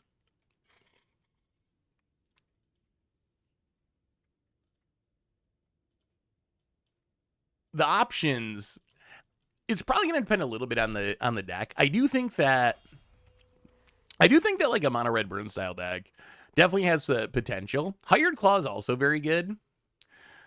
Hired Claw probably, I would say, unless you need a wizard for something, I might go with Hired Claw over. I guess also budget plays into it. This is a rare, and the other one's an uncommon. But I think Hired Claw is a good one drop. It doesn't have the prowess synergies, but it is a good one drop. I think Grease Rest Goblin is also just a very solid one drop. The card draw ability is nice. Those are the two that I'm probably highest on. Get to Lava Runner. It's a one drop opponent. Has another sweeper. Down to 2. Does not kill the cost. Oh yeah, that's toughness opponent. That's not mana value. That's toughness. That's you need to dump 25 mana into that to get a Cosmogoyf finally popping off. Finally. Opponent's at 2. Opponent's wondering, what went wrong with my life? Why is that Cosmogoyf still there? And the answer is, I don't think 0 Point Valid is very good. Opponent, Bitter Triumph, okay. To kill the Cosmogoyf. But then don't you die to the Ketramos? I think. Ketramos, gonna get ya? Gonna get ya? Gonna get ya? All right, so the deck feels much better when we're not against aggro on the play. Oh, variant for the 94th month. Welcome to the Fish Bowl. Thank you so much for your subscription. Big super chat for you. Thank you. That was a good Cosmogoyf game. That was finally Cosmogoyf game. Hey, what's up, dude? How are you? How was your camp? It's my little nephew. Oh, I had to go to my brother's wedding over the weekend. I was the best man, so I had to do a speech. I never had to do a speech at a wedding before, and I also got to play some Magic at the wedding. It was a very interesting wedding. I got to play some Magic at the wedding too, but I started my speech with hello everyone. It's Seth, probably better known as my whatever, the best man tonight. He's brother, but I think like, I don't know, 5 people probably thought it was funny at the whole wedding, but it was worth it for those 5 for those 5 people. I had to do it. And then at the reception we were playing some Magic. And it was really fun. There was like a handful of Magic players there. We were playing some Commander, hanging out. But these old ladies at the wedding kept coming over and be like, "You boys don't know how to have a wedding, do ya? You boys, if this is your idea of fun at a wedding, I don't know what to tell you boys." Or just, I think someone walked by and was like, "Nerds." So it was just, it was funny because there was like 5 people there that knew what Magic was, and then the whole rest of the wedding had no idea what we were doing, but it was very fun.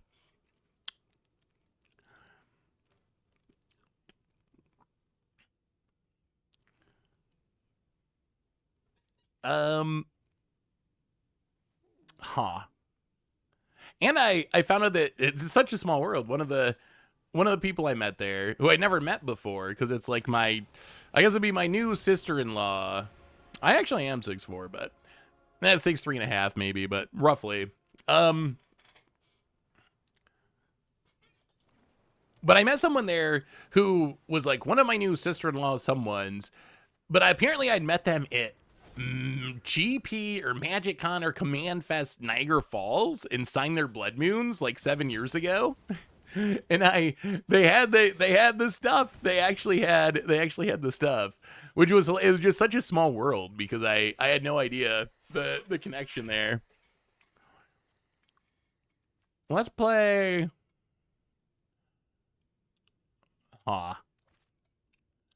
Screaming Nemesis is not good for us. That's bad news. Only having one green man also not really ideal, I would say. Well, 1, 2. 1, 2, 3. So we can Overlord. I think we have to. I don't know if this is going to be enough. Let's see. So we can Overlord. We mill everything. 1, 2, 3, 4. I think we need to turn on Ketramos. So we're going to decline. Analyze the pollen. Exile literally our entire graveyard. That should be enough cards to turn on Ketramos. And we get to draw a card. And now we will take a Cosmogoyf. And we're going to get in and start gaining some life with the Ketramos. Hit you. Down to 16. Oh, wait.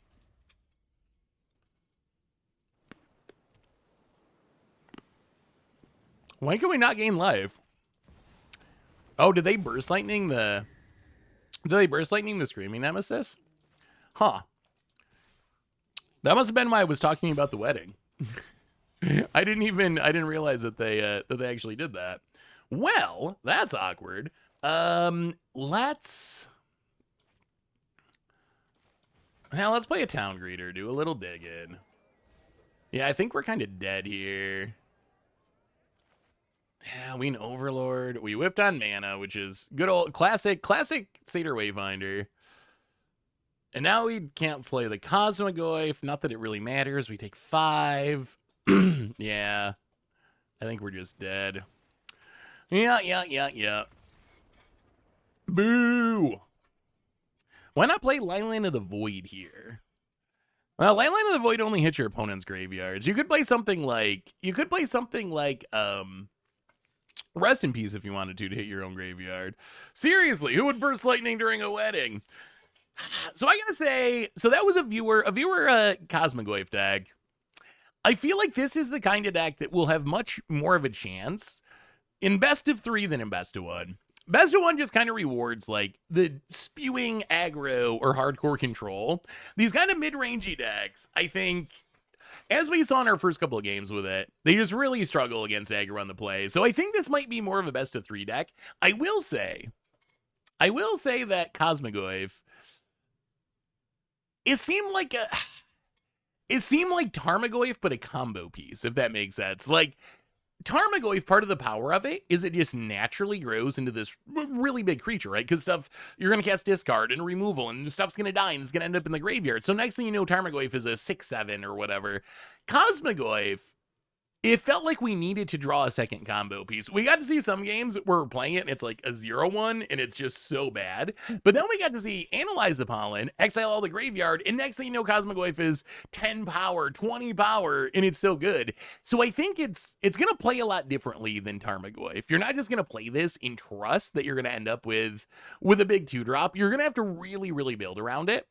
But I still think it has potential if you build around it. It might be best as an actual straight-up combo piece with Fling or something. Because it is still chumpable, right? Even once you make it big, it is still just a chumpable creature. All right, let's try the Land Destruction deck. Let's try the Land Destruction deck. I have no idea if we'll win a game with this deck, but we might be able to stop someone else from playing Magic, which is all you really want to do anyway. We'll play Warp after that. We'll play Warp after this one. I do think Warp is actually very powerful. I think Warp is a very good mechanic. Do you have thoughts on Ouroboros in Roots? It's a plant, so roots grows it, and then grows all the roots plants. Is it too slow?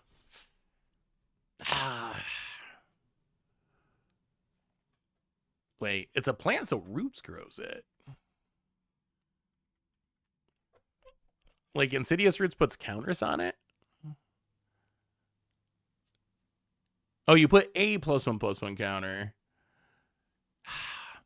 I mean, it's cute. The thing with roots that I would say is I've never really seen the problem with roots being that its creatures weren't big enough. So I'm not sure how much I would value making my plants 1 or 2 power bigger thanks to Orbinoid. Like, it's kind of like, it's cool, I guess, and I can see the synergy. I'm just not sure if it actually, I don't know. Personally, I would probably not play it in a roots deck because I would feel like my Insidious Roots tokens are going to be so big anyway that giving them +1, +2 power, +2 toughness, like, it just doesn't really, I don't think, matter most of the time, that little extra power boost, just because the plants are already so big once you do the roots thing. It is a neat synergy, though. I think it is a cool synergy. But yeah, the problem with the roots isn't that, like, you find roots and your creatures are a little bit too small to close out the game. The problem is you only get 4 Insidious Roots. And if you don't find Insidious Roots, then you're playing a bunch of, like, Rubble Belt Mavericks and so forth that are just not very good. I'm going to be you lose Tyvar, which is big. And you also lose Vildaran Thrill Seeker, which cuts off some of the like, a ton of the combo potential. Between losing those 2 cards, a lot of the combo potential of the deck is really minimized. So I think we're going to have to see the development of some sort of fair root style deck. And I think it has the power to possibly do that. Maybe it's in something with Ketramos and Cosmogoyfs and Ghost Vacuums. Like, it's going to have to be something like that, I think, would be my guess. Oh, maybe the Coulter. Yeah, that card's look good. I think that card's very synergistic. It's got a lot of synergies. So maybe that's the direction it ends up going. But all that to say, I think it's going to be less of like a combo deck and more of a mid-range deck would be my guess. Yeah, I could see Timeline Color Bloodghast being the way to go. Come on, Seth, tell the stream I beat you 2 times. Yeah, I was teaching my little nephew Jude at the wedding. We were playing some Commander, going over some precon decks, and you did good, Jude. You did. You beat me twice. Novice Inspector, eh? Well, let's play a Stomping Around stat. Pass the turn. I think that you can still roots combo with Cauldron, but it's not even Cauldron. Cauldron is going to be the, like, Ashnod's Altar or Gravecrawler. It's one of those cards that for the next 20 years,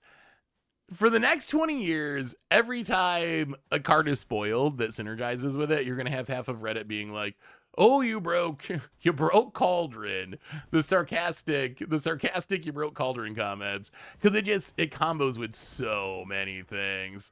Well, let's get down the Overlord. Fix our mana. Set up for this Magmatic Hellkite, perhaps. Astrologian Planisphere. Our opponent making some big creatures. Sure. Case of the Filch Falcon. Triggers. Yeah, that's not ideal. Sure. Opponent hits us. Sure. Yeah. And they solve the case. Well, let's... We can blow up a land. Is that good enough? We blow up a land. Oh, man, but they have the Case of the Filch Falcon. Well, blow up the Verge. Play the tap land. Maybe we just need to play like 8 Ras on early access day. I feel like maybe that's the solution. To slow down all the aggro decks. Maybe we just gotta play more controlling decks and less janky fun combo decks. Found it. Because I feel like there's just feels like every other deck is like linear aggro in some form. Well, I mean, Ill-Timed Explosion, not a bad draw here. We'll see if it's enough of a draw. Ill-Timed Explosion. Draw a couple cards. Discard a couple of cards. Wrath your board. Wrath the whole board. But they still have this Case of the Filch Falcon that can make a 4/4 flyer. which is going to have haste. So I make a 4/4 flying clue, and then we have to confiscate the clue. And we're at 1? Maybe. Yeah, so here comes the clue. Sure. Opponent combat gonna get in, hit us. Well, let's crack the Fabled Passage.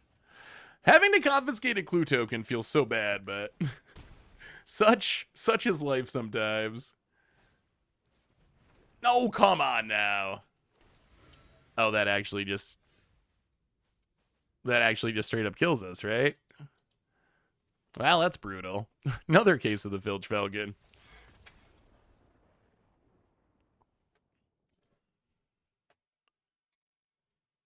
I think Warp is going to be very good. Oh, I think Warp is a very good mechanic. I think Warp, just 2 cards in 1 is very powerful. What card will you miss most at rotation? Ooh. I really like Elish Norn. I mean, that was one of the best Panharmonicons they ever made. Elish Norn Mother Machines would be one. Rotodrobic? I really love Rotodrobic. I'm going to miss Rotodrobic for sure. Well, I mean, we have Demolition Field Ice Till Explorer. Should we somehow live long enough to do such things? Well, play the land past the turn. We're gonna have to demo field. This might be interesting. Ali is probably playing some sort of ramp deck. Roy, are we playing Omniscience? Are we Omniscience comboing on early access? Let's get a forest. Yeah, I think Warp works really well with blink effects. It works really well with haste. You can warp and smash with haste, and then... So I think it's kind of... I feel like this entire set, in some ways, is... It's a very synergistic set. There's a few cards, like Ice Till Explorer, that are just really strong standalone cards. Or you can play them kind of anywhere, and they're going to be really good. This is actually friggin' Omniscience, isn't it? It is actually just Omniscience. Well, let's demo field. We need another green source, so let's blow up this, get a forest. It's actually Omniscience. Opponent does have a basic, sadly. I'll get a forest. Pass the turn. I know. I can't wait to be able to play Timeless and actually do some strip mine locks. Yeah, I think it's cool to have like kind of a synergistic set. Warp works really well with like Station and Spacecraft. So I think it's going to be a lot of cards that work really well in certain archetypes. Well, yeah, let's Fabled Passage, crack Fabled Passage. Oh, we milled the Territory Forge. Could actually add some land destruction going. Grab a mountain. Mill and Overlord, pass the turn. So we can start doing demo field. Our opponent has a lot of basics, apparently. We need to find some real land destruction. We can confiscate something. It would actually be funny if they reanimated Omniscience so we could steal it. That would be the sweetest. I don't know what the odds of that are. Opponent, more basics. Huh. I'll play demo field. And play Fabled Passage. I think we just got a Boombox. I think Boombox is the smartest play here. We can Boombox at instant speed land destruction. I mean, it is a million mana. All right, let's pass the turn. Let's do an upkeep stop. Meringue River Regent. Okay.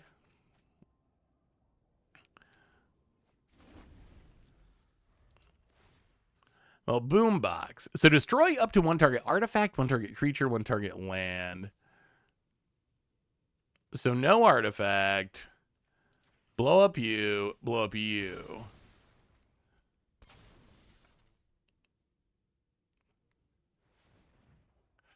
Opponent's going to float a mana. All right.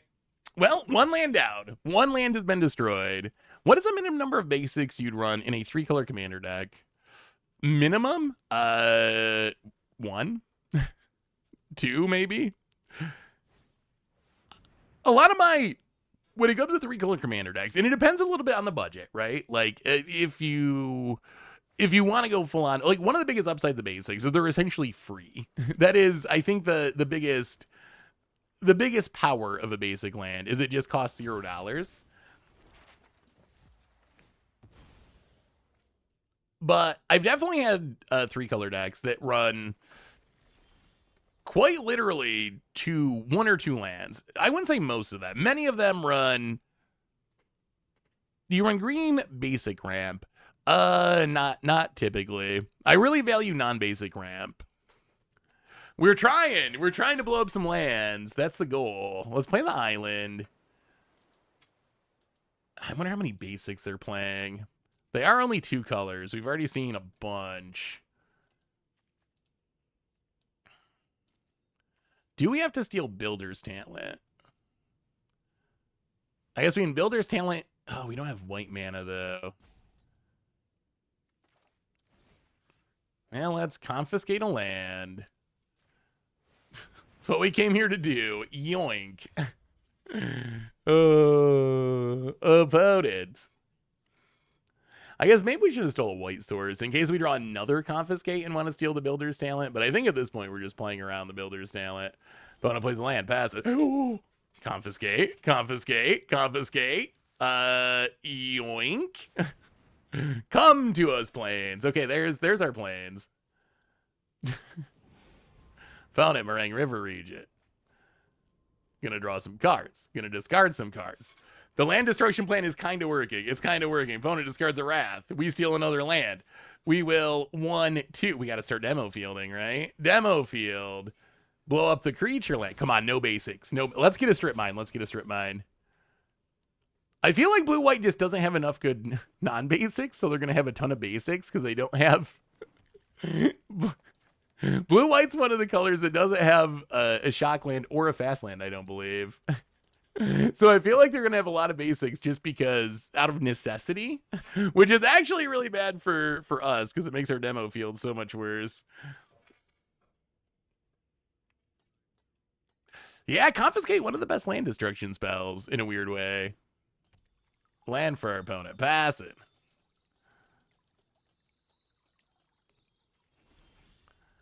Oh! Extinguisher battleship.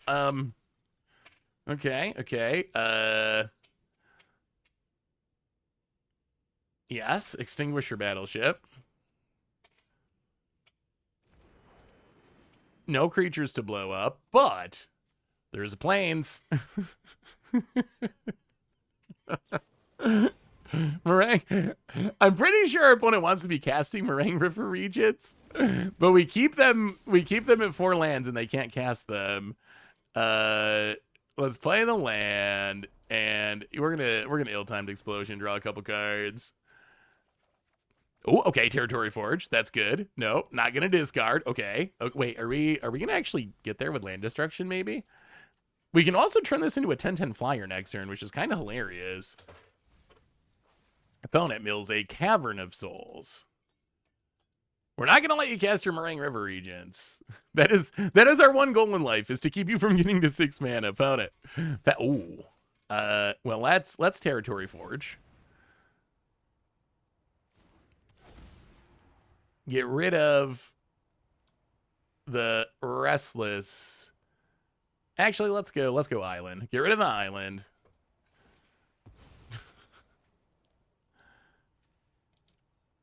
Opponent, gonna crack the Fabled Passage. Yeah, they have so many basics. We're never gonna get a strip mine out of it, but island floats mana. We steal it. Overlord of the Hauntwoods. And then, yeah, I mean, station it up. How about a 10/10? Combat. Extinguisher battleship. Oh, just Meringue River Regent. Oh my god, the battleship. It's happening. It's happening. We're stationing. We're blowing up lands. Oh, our opponent's not thrilled. But that's like, if you're gonna play a land destruction deck on early access day, you just gotta embrace. You gotta embrace the hate. You gotta embrace it. Now get back to demo field. We might as well crack one of these. All right, Magmatic Halkite, pass the turn. Do you have a Wrath? Do you have a land? Are you dead? Oh! Dead! We got him! Oh, it's Omniscience too. It was we beat Omniscience. We beat Omniscience with land destruction. We beat Omniscience with land destruction. Phone. I'm sorry. We have to do this. I know it's bad form. I'm sorry. I'm sorry, Ali. I'm sorry. I apologize, but we got it. We got it. We came here to blow up lands. We came here to blow up lands. Here comes the battleship. We mill ourselves. We hit you. And and we've okay, maybe land destruction is actually, wouldn't it be funny if this was the best deck we had today? That it's actually land destruction is actually just the truth. That's the standard I want to live in. I want to live in the standard where land destruction is actually a tier deck. Like it's 1996 again. I built this yesterday, nothing to do with the new set, but it looks so janky. Miota Weenie. It's got a funny name. Yeah, I think Miota's definitely a very interesting card. I have not built a deck around Miota yet, but it is interesting. I mean, it seems like you got a lot of good card advantage in there. I wish there was more of a payoff. Like, there's a lot of card drawing. I wish they had some sort of like finisher for the archetype. That's one of the cool things about 3-year standard is it might be coming along. Also, a reminder, if you need some Edge of Eternity cards, you get them from our sponsor Card Kingdom over at cardkingdom.com/mtggoldfish. How's the timeline looking? Oh, so opening channel, we got set release stuff coming up. So with Edge of Eternities, I think the next week or two is probably going to be Edge of Eternities focused, and then after that I got another collection video that is in the works. So, but we got to get through Edge of Eternity stuff, release stuff before moving on to other stuff. But I am excited to have another collection buy coming. Yes, and yeah, I mean, we'll try it. It's kind of medium, but we'll give it a go. We'll give it a go.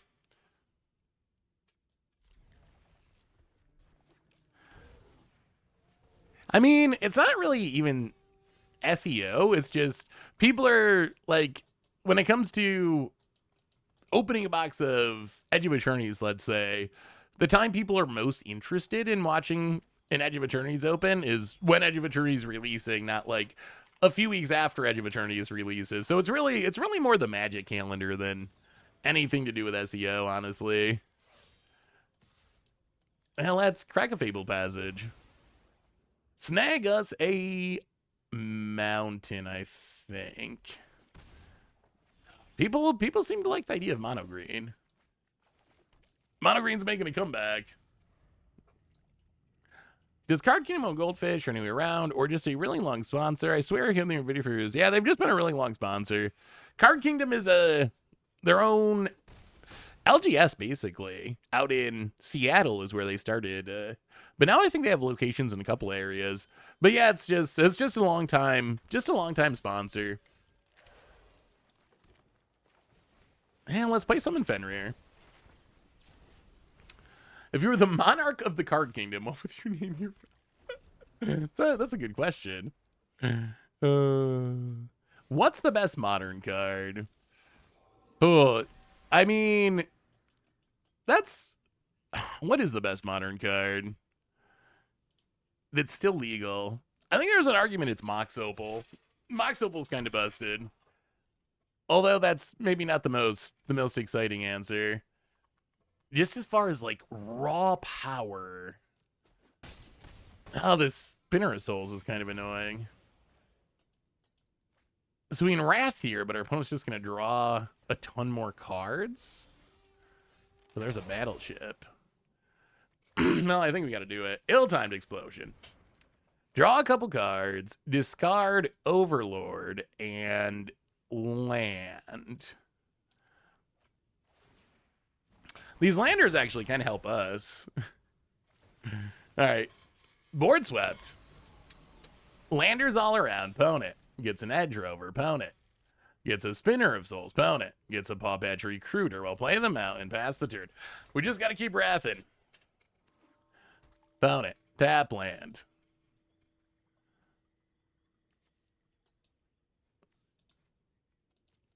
And, I mean, we have another ill-timed into Extinguisher battleship.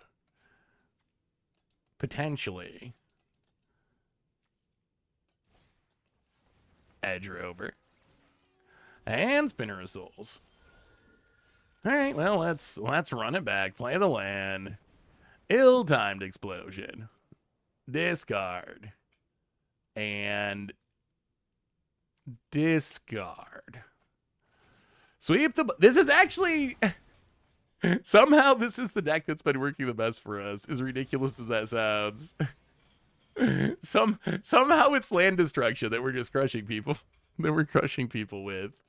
That is not how this was supposed to go. Sharp-eyed rookie, sure.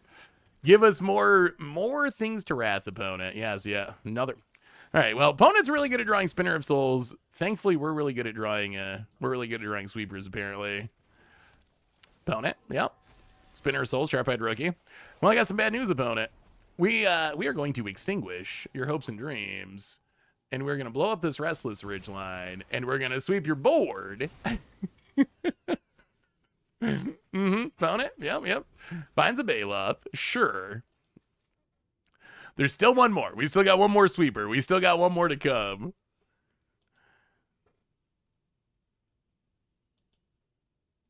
Seth, what are you playing on the first Commander Clash from Edge of Eternities? Ooh, I don't know if I should spoil it.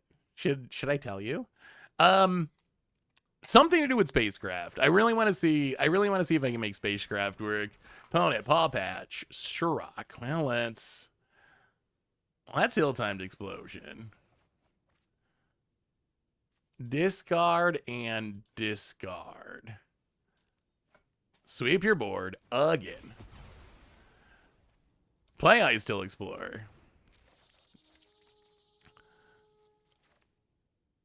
Play the land. The milling on this is actually kind of a drawback, which is kind of funny. Like, I don't think we actually want to be milled.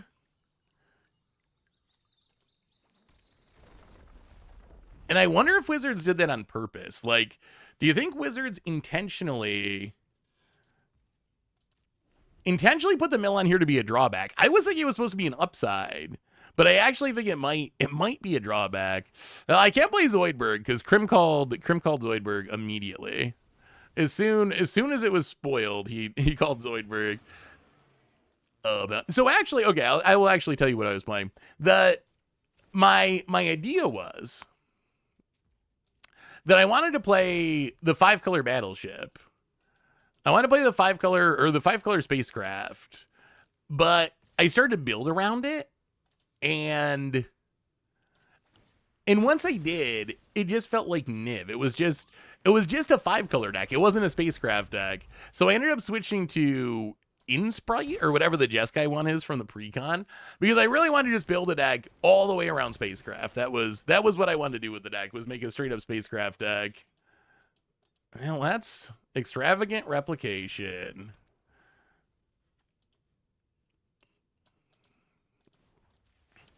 Well, let's do some things. Demo field, yeah. Do a little basic check. Let's see how many basics our opponent's playing here. Okay, more than one. We have one. Ooh, we gotta mill ourselves. Well, okay. Demo field. And hell, that's demo field, yeah. Come on, one basic. How about just one? Ah, more than one. Okay, that's cheating. Well, that's what we got. Pass the turn. Opponent still has their blue mana. Found it. Gonna crack a clue to draw a card. Okay, sure. Untaps. I mean, we get to start copying Extinguisher battleship. So we actually, in a weird way, we kind of have our opponent locked.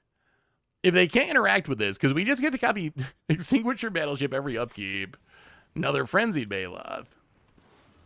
I mean, if they can just kill us right now, then none of that matters. No. Okay. It doesn't kill us, though. It doesn't kill us, though. It doesn't kill us. Opponent combat. Opponent attacks. Well, we are going to block here. Drop to 1. But it's battleship time. It's battleship time. Upkeep. Copy the battleship. Blow up your land. Sweep your board.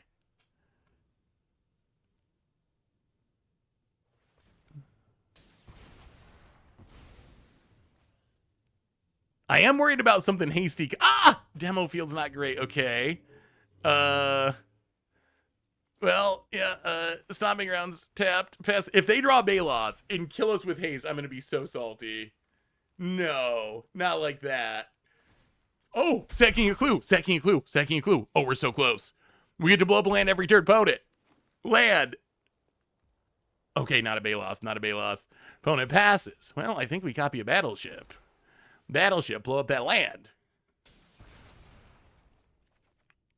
And that's a blocker. That's a blocker. Overlord of the Hauntwoods. Make a land. Station it.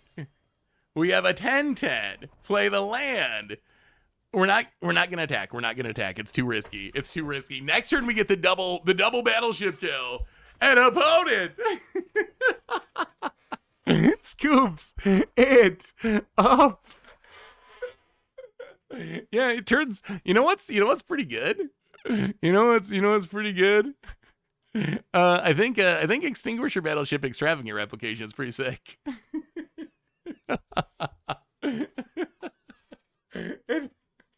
Oh, okay. We might have to do a deck build. Maybe we gotta focus on the extravagant replication synergy. But we might have to do this for like an against odds or something, because that was super good. Yeah, that was pretty insane. This, I feel like, here's the thing. I really wish Wizards would put land destruction in standard more. But then I feel like I am partly responsible for them not doing it, because they know if they put land destruction in standard, I'm just gonna, even if it's not good and I lose all the time, I'm just gonna make videos trying to blow up lands in standard because it's so much fun. So I think I'm part of the reason maybe that they won't do it, because they know I'm just gonna take advantage of it. What if Kona in the land destruction ship? Oh yeah, I guess we could have Extinguisher battleship to crew Extinguisher battleship to crew Extinguisher battleship. That is also true. Well, land go. What do you think of this list? Let me see Thingam. Well, let's play a land. Oh, look at this mana base. Double Verge. Okay, we're not gonna activate yet. I kind of like that our opponent's on the double Verge draw. Triple Vergetron assembled. Opponent makes a lander token. Well, they're definitely gonna have basics. Well, now I think we got to do this because we kind of want to play this Ice Still Explorer. So blow up the Verge. Snag us a forest.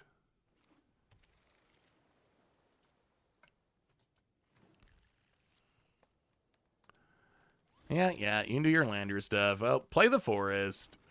Play the Ice Still Explorer. What? Divert disaster. What is going on? What is going on in this world? Oh, now I think we're in trouble. If our opponent's a ramp deck, all of our land destruction's probably not great. What do you think of this deck? Artifact Sack. So another artifact, creature you control dies, target opponent loses a life, you gain a life. Percussionist. I mean, I think the artifact sack deck, I think the artifact sack idea is super cool. And we've seen a lot of weapons manufactured, Legion extruder stuff. The synergy is pretty sweet. I don't know about like emissary escort. I'm kind of little sus of maybe, but I think it's cool. I think it's a cool idea. I think there's a lot of potential for something along those lines. Umbra Collar Zealot's just so good. Well, all right, play the land. We'll just get down an Overlord. Get down an Overlord, do a little ramping. How many counters can they actually be playing? So they're like a Bant ramp deck by the looks. I mean, two more mana for the battleships. And that's when the real fun begins. Ooh, anti-casual vestige. Sure. And opponent crews and opponent attacks. We're just gonna take it. We're probably gonna take it and end up stealing the lumbering world wagon. Opponent gets to draw with a vestige. Puts another world wagon into play. All right, well that makes stealing the world wagon a little worse. Well, let's get in with the Hauntwoods. Make a land. Confiscate a... Ugh. Is it even worth confiscating a world wagon? We could also summon Fenrir. Could summon Fenrir to try to extinguish her next turn? Is that better?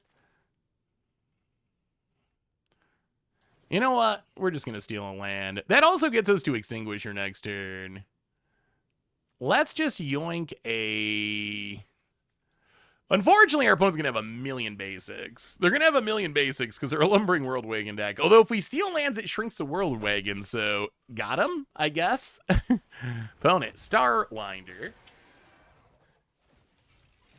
And going to get in with the world wagon. Draw some cards. Draw 6, draw a million cards. Is Starwinder actually good? So the second time I've seen a Starwinder come down and just draw 7 or 6. And I'm kind of like, I wonder if this card's actually... Maybe it's better than I gave it credit for. It looks like a lot of mana, but if it's a 4-mana draw 7... All right, opponent going to make the Lander token. And discard a bunch to hand size. Can you give me some feedback on my Jund Landfall burn deck? Yeah, let me pull it up, Bawaki. I will get to it in a minute. First, we're gonna play an Extinguisher battleship.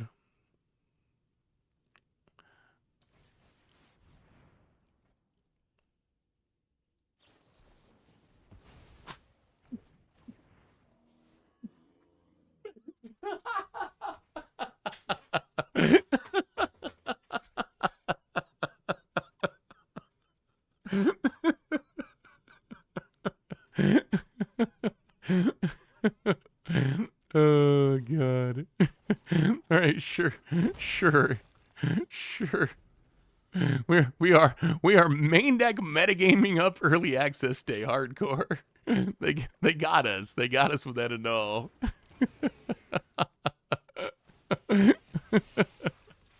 Sure.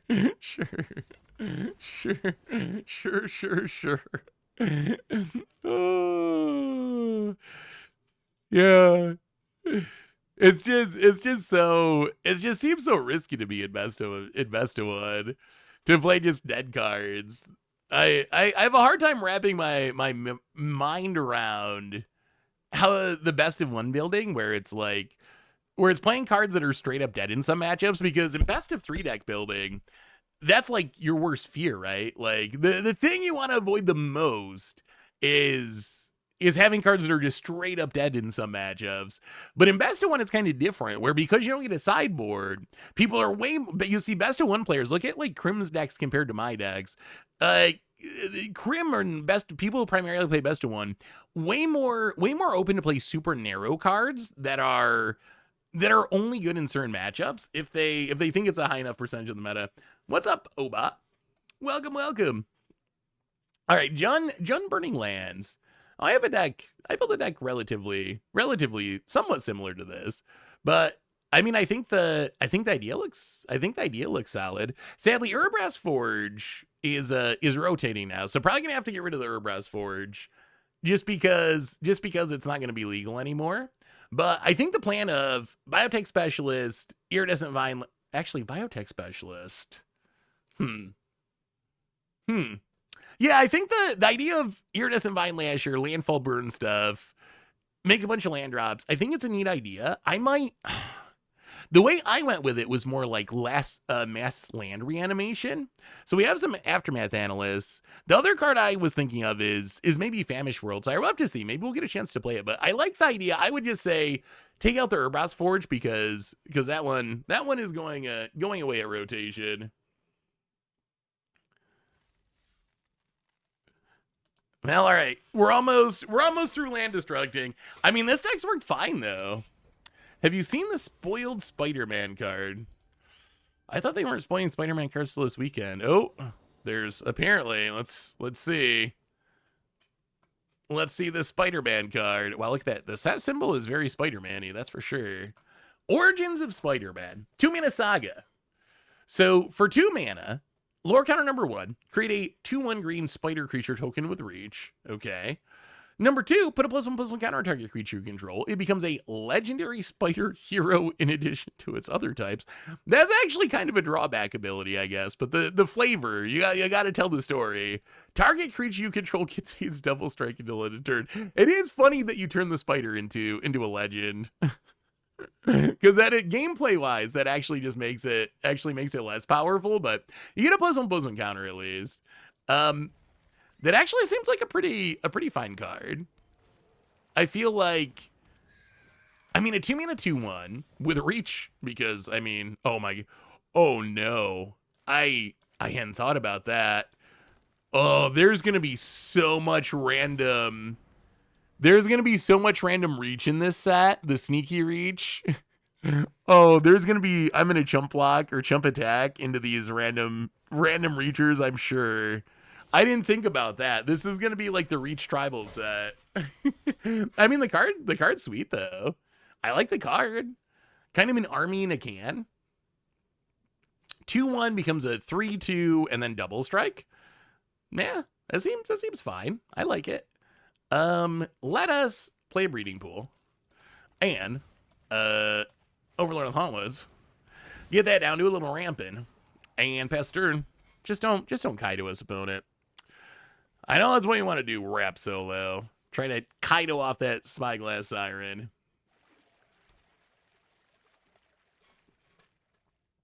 You can chapter 2. I guess that is true. Well, at least we didn't get got by Kaido. Now I kind of want to Wrath. I think we are going to Wrath. I think it's worth it. I think it's worth wrathing here. Fable Passage, crack it. I think it's worth it just because if we don't, then we got to keep worrying about Kaido. So let's Ill-Timed Explosion. Discard a Llanowar and a land. Sweep the board. No Kaido to worry about. Spider-Man in standard rubs me the wrong way. I wish they didn't have UB in standard. Did anything with Final Fantasy change your opinion, Omnicron? Because I feel like Final Fantasy was like such a smashing success in a lot of ways that it seems hard for me to like straight up hate all universes beyond in standard just because I know it can be good because Final Fantasy was really good. So that gives me some hope. Actually, it kind of gives me a lot of hope that some of these sets might be better than people are expecting. I also know that Final Fantasy they had to work very hard on that set. It was a very demanding process from what I've heard. So maybe not all the sets will be as awesome as that is, but that is the biggest problem with it. The not being on Arena is, I think that is a really big deal. That's a really, really big deal. And it's going to be really awkward, and I still haven't figured out what that means for content. Like, how are we going to do spoilers? How are we going to play decks? But I don't know. I keep hoping that WotC is going to pony up at some point, and they're going to realize how insane it is to have a set with 2 different versions between Arena and Moto and Paper, and that they're just going to be like, you know what? We will give you your money after all, Disney. Like, we don't like it, but we'll give you the money. I keep hoping that that's what's going to happen, but it seems like that is probably past the point. So basically, Shot, what happened with the Spider-Man set, and this is for all Marvel sets, and there's supposed to be several or many of them coming, but basically what happened is they, 1, 2, 3, 4, 5, what do we play here? We don't want to get countered. We also don't want this to keep drawing. Yeah, let's play Magmatic Hellkite. We can pay the 2 if we have to. And this is big enough to block Enduring Curiosity if it lives. Get rid of the Restless Reef. I mean, we also get our Overlord too. But basically what happened is, they're making this Spider-Man set, and there's also future Marvel sets. But from what we think is Wizards not wanting to pay the price of whatever it would cost, it seems that Wizards did not get the digital rights to make Spider-Man or any Marvel cards. So what that means in practice is, the Spider-Man set is going to be Spider-Man in paper cards, but it's going to come to Arena and Magic Online as Arachnid Human, or whatever they name it. They're going to print a version of the set, but they can't use any Spider-Man names or IP. So it's going to be very interesting to see how they try to navigate this. But it is essentially ooh, wow, opponent gets an Oculus. Getting an Oculus seems like a very bad thing for us. However, what if we get an Oculus? I kind of like that idea. Yes, we will get an Oculus. We will manifest red. We will take a Fabled Passage. All right, opponent. How do you like us now? How do you like us now? Whose side is the eye on? Albanese, welcome to the Fishbowl. Thank you so much for your subscription. Big super for you. Thank you.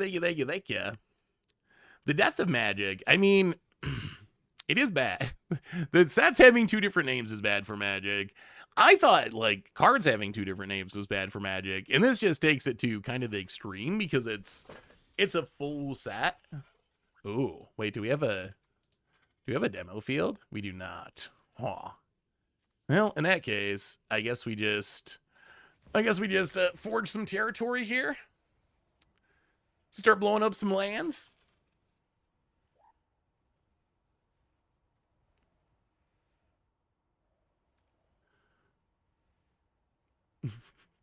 I wonder what people think. When they show up on early access day and have to face land destruction. I remember playing maybe last early access, or maybe two ago, played against CGB playing some sort of stacks deck, and I just imagined he was just enjoying his life of just trolling everyone in early access, just staxing them out of the game. And now I kind of want to do the same thing. What is my favorite deck? Ooh, it changes very fast because we played so many decks.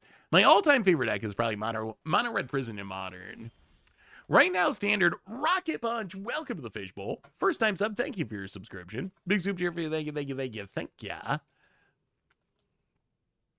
Well, maybe we gotta start going a little aggro here. Attack you. Yeah, let's get in there. Start dealing some damage. Found it. I think they want to die. Takes the beats. Well, we will play Ice Tail Explorer. And Fabled Passage.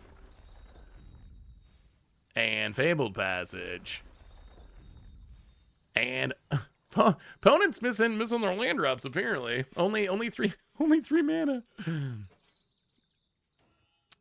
I mean, 35 rhinos is kind of a classic. I think that Spider-Man was supposed to be... I think that Spider-Man was supposed to be a mini set. I believe it was going to be like an Aftermath style set. But then Aftermath went so poorly, everyone freaked out. They stopped making mini sets. That's what I see looking at all the information around it. Is that it was supposed to be one of those sets, and it just didn't end up working out that way. I think our opponent's accepting death here, I hope. Attack ya. Make a land, mill a card. And opponent. I think our opponent's just like, okay, I'm done with this. I'm done with this. You blew up all my lands, I'm done with this. Assassin's Creed also went poorly. After that, they tried, yeah, after, I think Assassin's Creed ended up being very forgettable. I think that on top of Aftermath was enough for them to just, we confiscated their will to live indeed. I think that was enough to get them off the plan.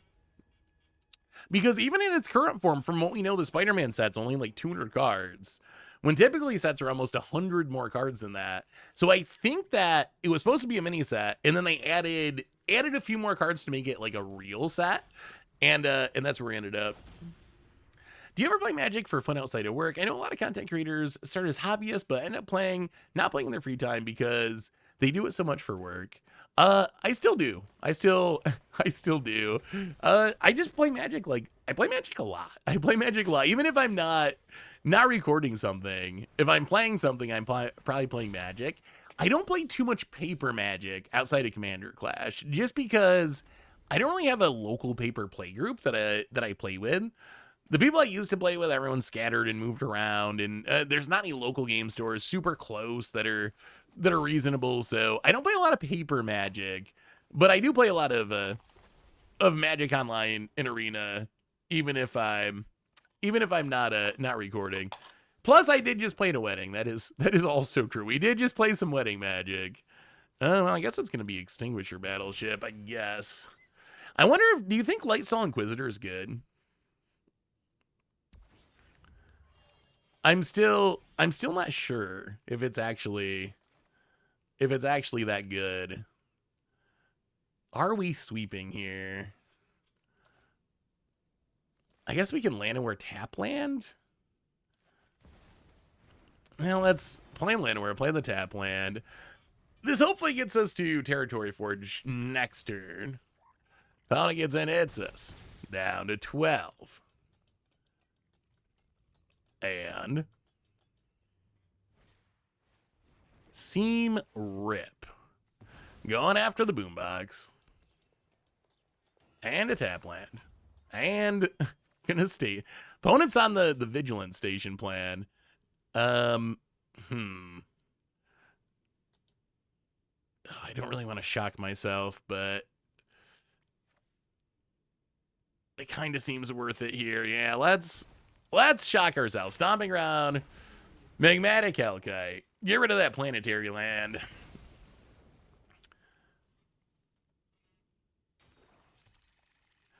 I mean, it is a really good Savannah Lions. Although it's been a while since Savannah Lions have actually been playable.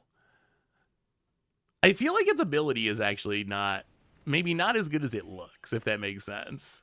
Not that it's like horrible, but I think it's actually just not as good as you'd think. It reads really strong, but I think it's going to play less strong. Ooh, all right, opponent. I mean, this looks good for the moment. However, we're going to ill-timed explosion. We're going to discard a forge and a forge and a land, I think. Blow up everything. Get back our dragon. Blow up the Godless Shrine. Can we stabilize at 5? Opponent untaps. So I can warp this thing from the graveyard. All right, another Inquisitor. Well, sure. We can cast that anyway. Opponent land. And Timeline Color. And it goes away. Well, let's Overlord of the Hotwoods. Keep the ram going. We do have to stay on defense just because we're so low on life. Is there some combo of cards where you can remake Inverter and Pioneer with Head Shredder, the 4-drop from the set, and Thoracle? Ooh, that's a pretty good draw. Ice Hill Explorer. Get back a breeding pool tapped. Mill a card. Ugh, not a land. Well, play a land or elves. 1, 2, 3, 4, 5, 6, 7. Yeah, we're still gonna stay on defense for now. There might be a way we can do some inverter shenanigans. That does sound super sweet. Yeah, we might have improved their game plan by not letting them tap their creatures to try to station. They were doing it on hard mode. They were doing just like and opponent scoops it up. And I can't believe this, but I feel like, is land destruction the deck we've had the best record with? Is land destruction I think, what do we go? Do we go 5-3 with something else with the first deck we played? But I feel like land destruction has been the most successful. The most successful of the decks so far. Something I saw about the Exiles, it lets your opponent save their win con from bat or duress or discard. That is true. Putting stuff in X. Ugh. Yeah, we're gonna draw land, right? We're gonna draw land and do demo field stuff. We're good. We're good. We're good. The magic gods will smile upon us, opponent Cecil. Well, let's play the Fable Passage past the turn. We're good. We're good. We're a colorless deck. We're fine. Opponent gets in, hits us down to 18. Also puts themselves down to 18. Plays a land. Sunset Saboteur. Well, I guess we got to get red for Scorching Shot. I feel like Sunset Saboteur is actually a very good card. Oh, this is the nightmare. This is absolutely the night. We have been hoisted by our own petard. Our opponent. No non-basics. We double demolition field. This is, and we go out against the black aggro deck. Yeah, it looks like curving out with black creatures. What do you think about this combo deck? Reanimate the planet, Injite next to Marvin for infinite shenanigans. Ooh, I'm gonna have to look at it. All right. So I gotta say, land destruction, it did way better than I was thinking. I was thinking we weren't gonna win any games with it. We actually ended up posting a winning record with it, which is kind of shocking. I mean, we didn't know that our opponent, that hand would have worked if our opponent was playing non-basics like a normal person. We had no way of knowing we were going to run into someone who didn't believe in non-basics. We didn't know we'd run into Tomer. That's basically it. Wait, so what is this deck trying to do? Reanimate a planet and a Jitte next to Marvin for infinite shenanigans. Wait, so we're trying to reanimate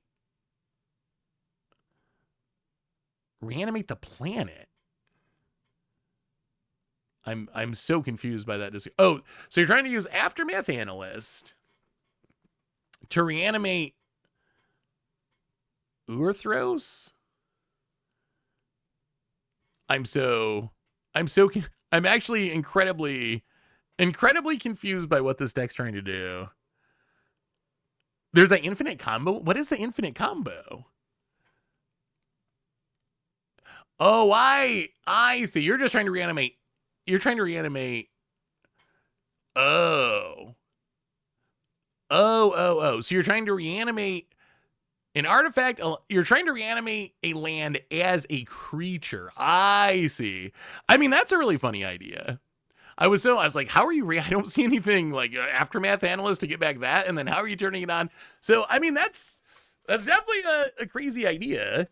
So if you get Relive the Past And you can reanimate this to turn it into a creature. And you have Bramble. Then you have, and you have Marvin. Then Marvin will also have its ability. It's still going to make legendary copies, though.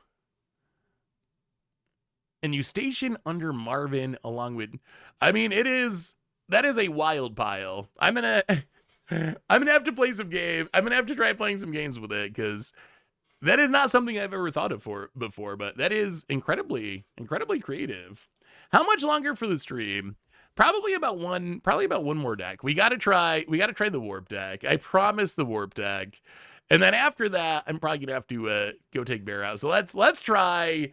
I believe this was sent in by Halfwing, I want to say.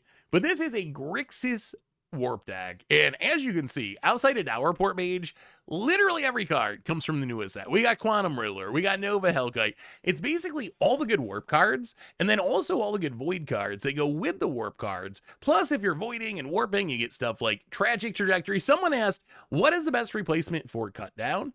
If you're warping, probably Tragic Trajectory. Being able to kill anything for 1 mana is really powerful. So I'm very curious to see how this feels. I'm very curious to see how it feels. I feel like the warp mechanic is a very strong mechanic. I think the warp mechanic's going to play really well. We will see how it does. Grixis, let's see. Where did the warp deck go? Grixis warp. All right. Hey, Cease, come here. Hey, Cease. Ah, cats. They never listen when you want them to. Come here, Cease. Come here. Come here. Come here, Cease. Yeah. I guess Cease a little camera shy today. I have a question for you, chat. So, yesterday I walked out of my house, and I noticed another cat sitting on my porch, a cat I'd never seen before. And it made me think that it might be like Cece's boyfriend or something. And then I thought, oh my God, I really do not want a bunch of kittens. I don't want to deal with a bunch of kittens. What are the odds? What are the odds? Hello, Cece. Hey, Cece, you got a fan. Come here. Here you go. There you go. I got you. Cece. There you go. Say hello to your fans. Yeah, there you go, kitty. Yeah, look at you. Look at you, cat. Look at you. Gonna play some Magic? Yeah. Yeah, you're pretty good at this. Yeah. I don't want a crazy cat lady arc. That's a problem. That's a problem. So now I'm nervous that Cease has been, So Cece isn't spayed. I took Cece to the vets when she first snuck into my house. And the vets, I don't know. The vets, they felt around on her stomach and stuff. And they were like, I think she's spayed, but I'm not 100% sure. So I've been living under the impression that hopefully she's spayed based on what the vet said. But it was also definitely not a guarantee 100% she's spayed. It was I think she's actually, that looks kind of cool. The warp. Oh, look at that. I gotta say, I gotta give Wizards a shout out. They have not done a very good job putting cool new animations in the game, and the warp animation actually looks kind of cool. Maybe not as cool as the giant hand coming down, but that actually looks kind of sweet. All right, we're gonna warp a possibility tech, which will then later trigger the Dowerport Mage. We can't play the land this turn. No attacks. Haha, Possibility Storm. Leaving the battlefield without dying. Dowerport draws us a card. Look at those synergies. How do I know if she's been in heat? She just meows constantly, so don't say she meows, because she meows. Oh my God, are we dead? Chimmel? Oh, Iron Craig. Okay, that's... Okay, we're not dead. We're not dead. Opponent. Thinking about getting in. Deciding not to get in. Passing. We will... What will we do? What does this do? When a dragon enters, it becomes a dragon, gets a counter, gets flying. Well, let's play possibility tech again. Gotta get our value here. Possibility tag. Play the Watery Grave tapped. Pass the turn.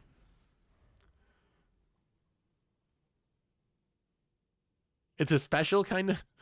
See, I'm not. I know. Okay. I'm gonna assume. I'm just gonna hope she's spayed then. And if I wake up with a. What's a group of kittens called? A horde? A cuddle? That's probably a cuddle. That sounds like something that people would call a bunch of kittens. But if I wake up with a whole bunch of kittens, I guess I'll have to figure it out. Yeah, our opponent, they're trying to break this new card called Sarkin Dragon Ascendant. They also have a Terror of Mount Velis in hand, which, oh, are we dead? Terror of Mount Velis. So this is going to hit us for 10 and then wrath the board? All right. Yeah, I kind of forgot we have a Through the Breach effect in Standard, and then our opponent loses it, wraths the board. Yeah, that's awkward. Well, we're going to play a Dowerport Mage, I guess. We're at 2. Play a Swamp. Pass the turn. This is looking a little bit scary. Opponent, Breaching Dragon Storm. Spin it to win it into a Chimil? Oh, Puff UFO. Okay, sure. Puff away, legend, puff away. Picks up the land. And let's... Oh, do we want to lose a life? We probably don't want to lose a life. Let's untap. Oh, this mana base is really hurting. I feel like the deck's kind of working, but the mana base... Well, that one dragon hit is actually the problem. That one dragon hit put us so low that now our life total is incredibly tight.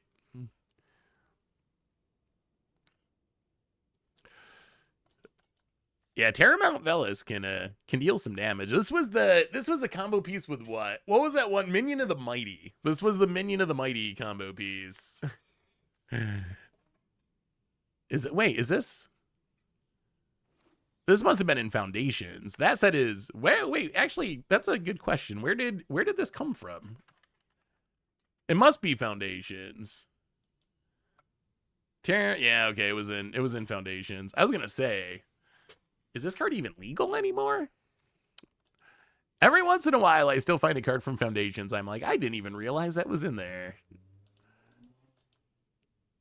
All right, what do you got, Legend? Just gonna hardcast a Terra Mount Velis.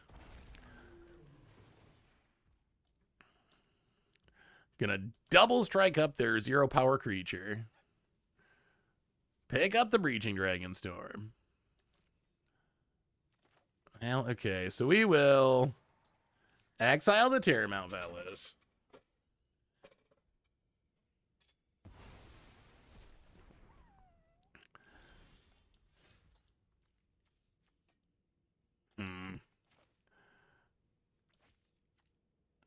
One, two.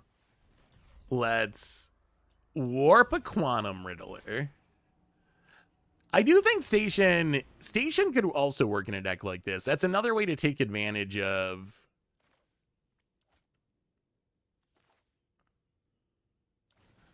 Hell yeah, let's kill this. Get rid of the Puff UFO. Get in with the Dowerport Mage. Boom, down to 25. Well, pick it up, draw a card. I do like the little synergy with Dowerport. The extra card draw is nice. Well, pass the turn, see if we survive Breaching Dragonstorm Part 30.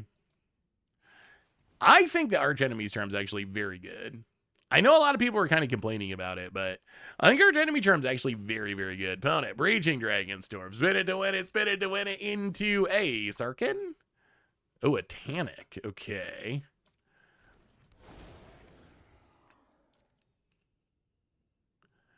Well, that's a problem.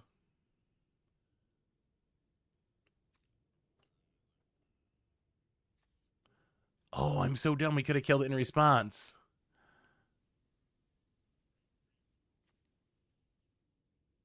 The Iron Crag actually...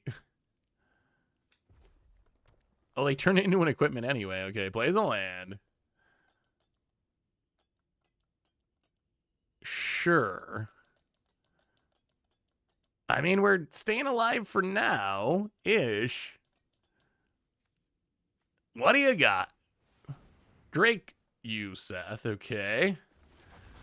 Warps it. Picks up Breaching Dragonstorm. Well, we will kill the Drake, you, Seth. Go to 1.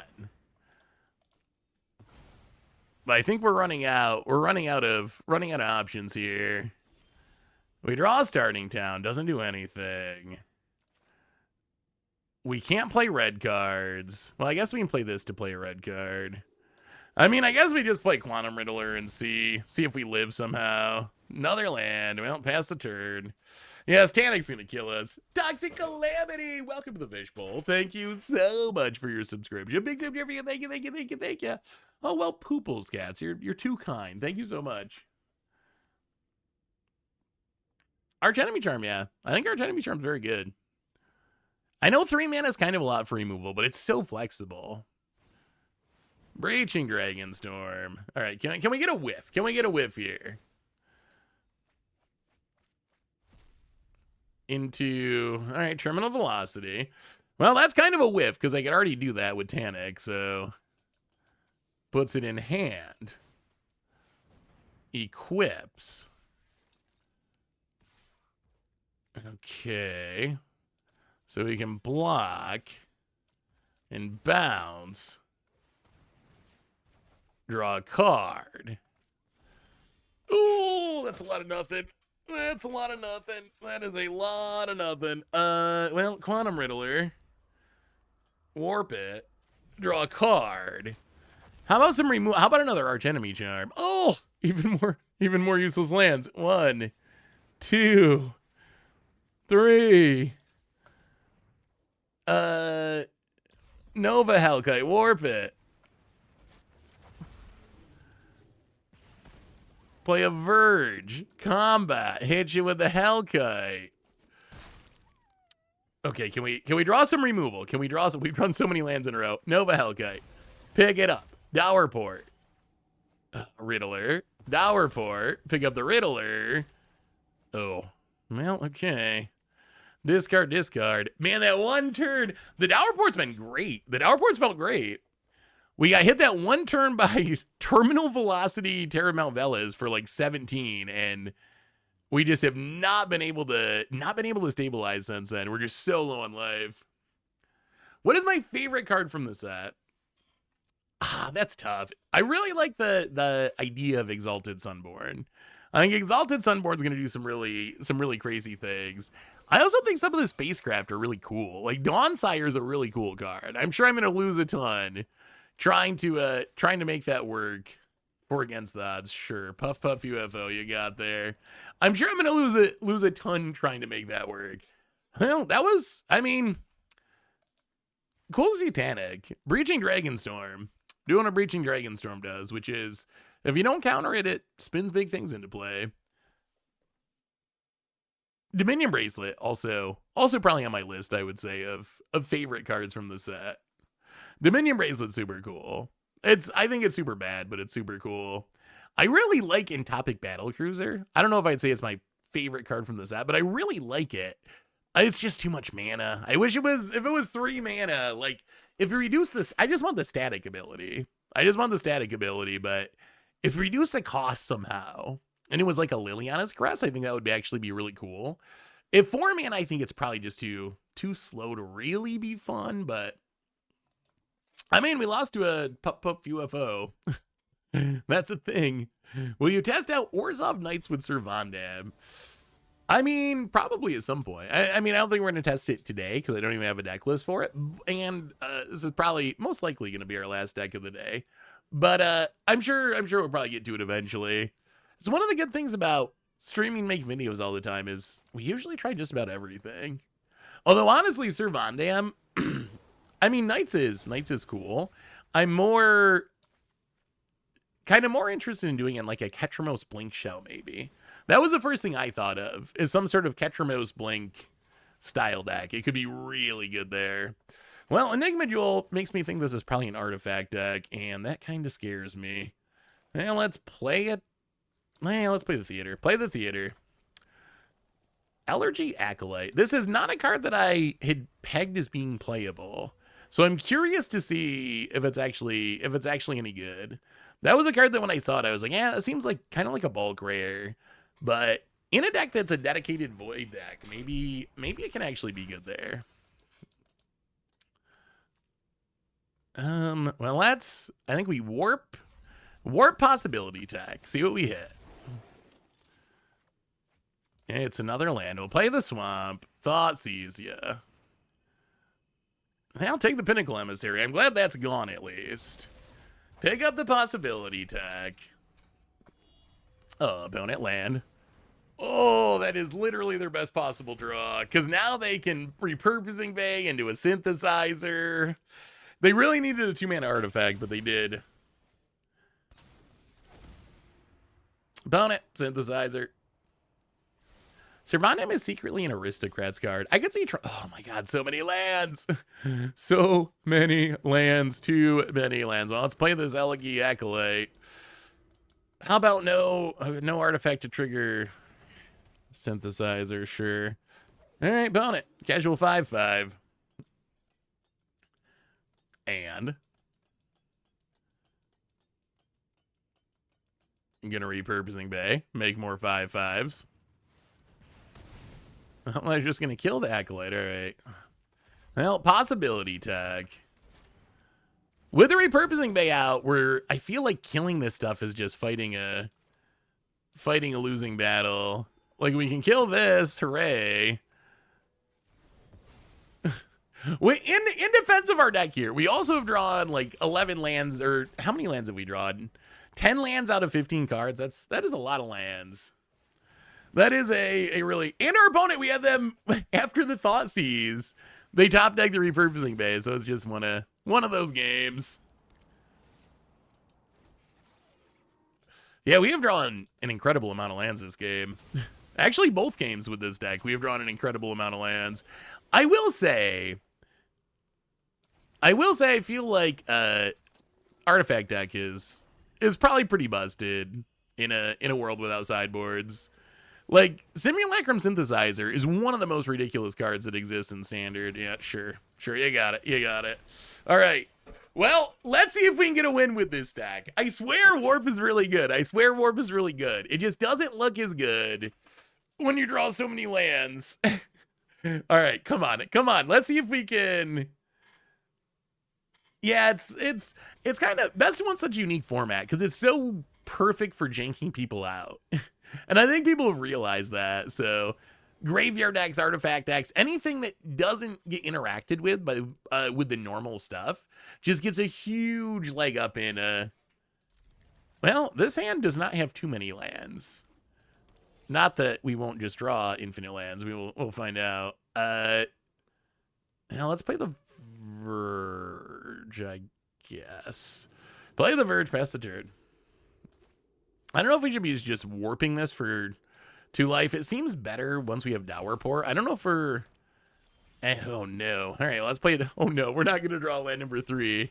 I got to feel... I think this deck's just cursed halfway.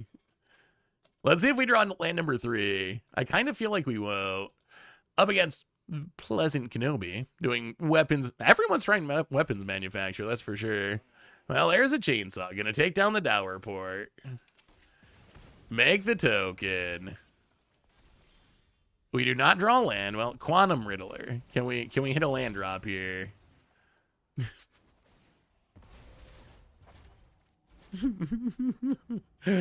I'm sorry, Halfling. I'm sorry. I'm sorry. It's cursed. If we could mix together last game and this game and just draw like a sane amount of lands, I still think that Warp is really good, but I mean, yeah, what can you do? That's the joy of Best of One is you get to get through games very quickly, which is nice. The horror of Best of One is the games go really quick, and if you run bad, it sometimes feels like you didn't actually play the game that much. Huh. I mean, it's nice that we finally found a land drop. Sadly, we are incredibly far behind already. I feel like, I don't know if anyone else has felt this. Have you noticed that it's harder to catch back up in Magic today than it was in the past? I feel like that's something that I've realized more and more, that I feel like in the past you could like miss a land drop and sometimes get away with it, but I don't think that's really the case anymore. I feel like you miss a single land drop and you're pretty much out of the game at that point. It's just, yeah, the game is so snowballing now that why is Vince playing Heatern Archive? That seems odd in the deck. I mean, we're gonna see this deck pop off. We're pretty dead at this point, right? That's 1, 2, 3, 10 damage there. We're pretty much just dead as it is. Opponent gets in, and we get to block here.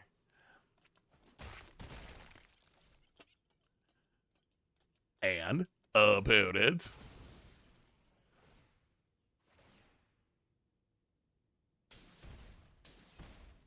down to 11.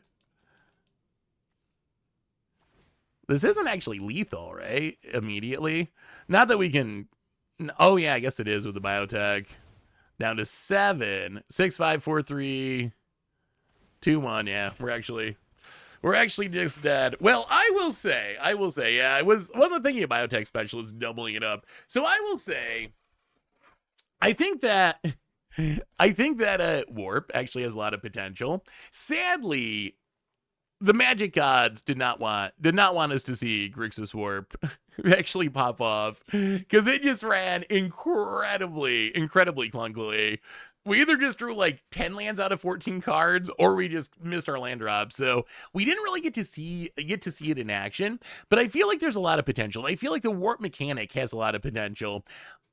I am going to be curious. My first impulse with Warp was to build around Warp as... That is also true. Drew the sack outlet right after we thought Z's.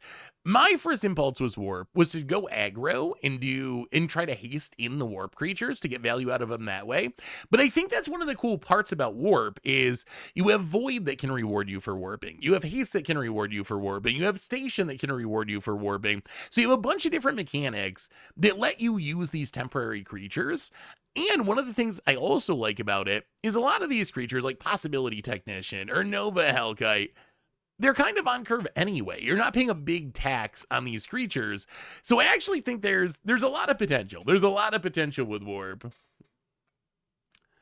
Warp doesn't seem enough. It's not affecting the board. I mean, if you have haste, it affects the board. If you have Station, I think that's the trick of the mechanic, right? Is if you're just warping it and it's doing nothing, yeah, the mechanic sucks. But if you're warping it and you have haste and you can attack with things way above the curve because you can warp them in, or so forth, that's where I think the mechanic gets to shine.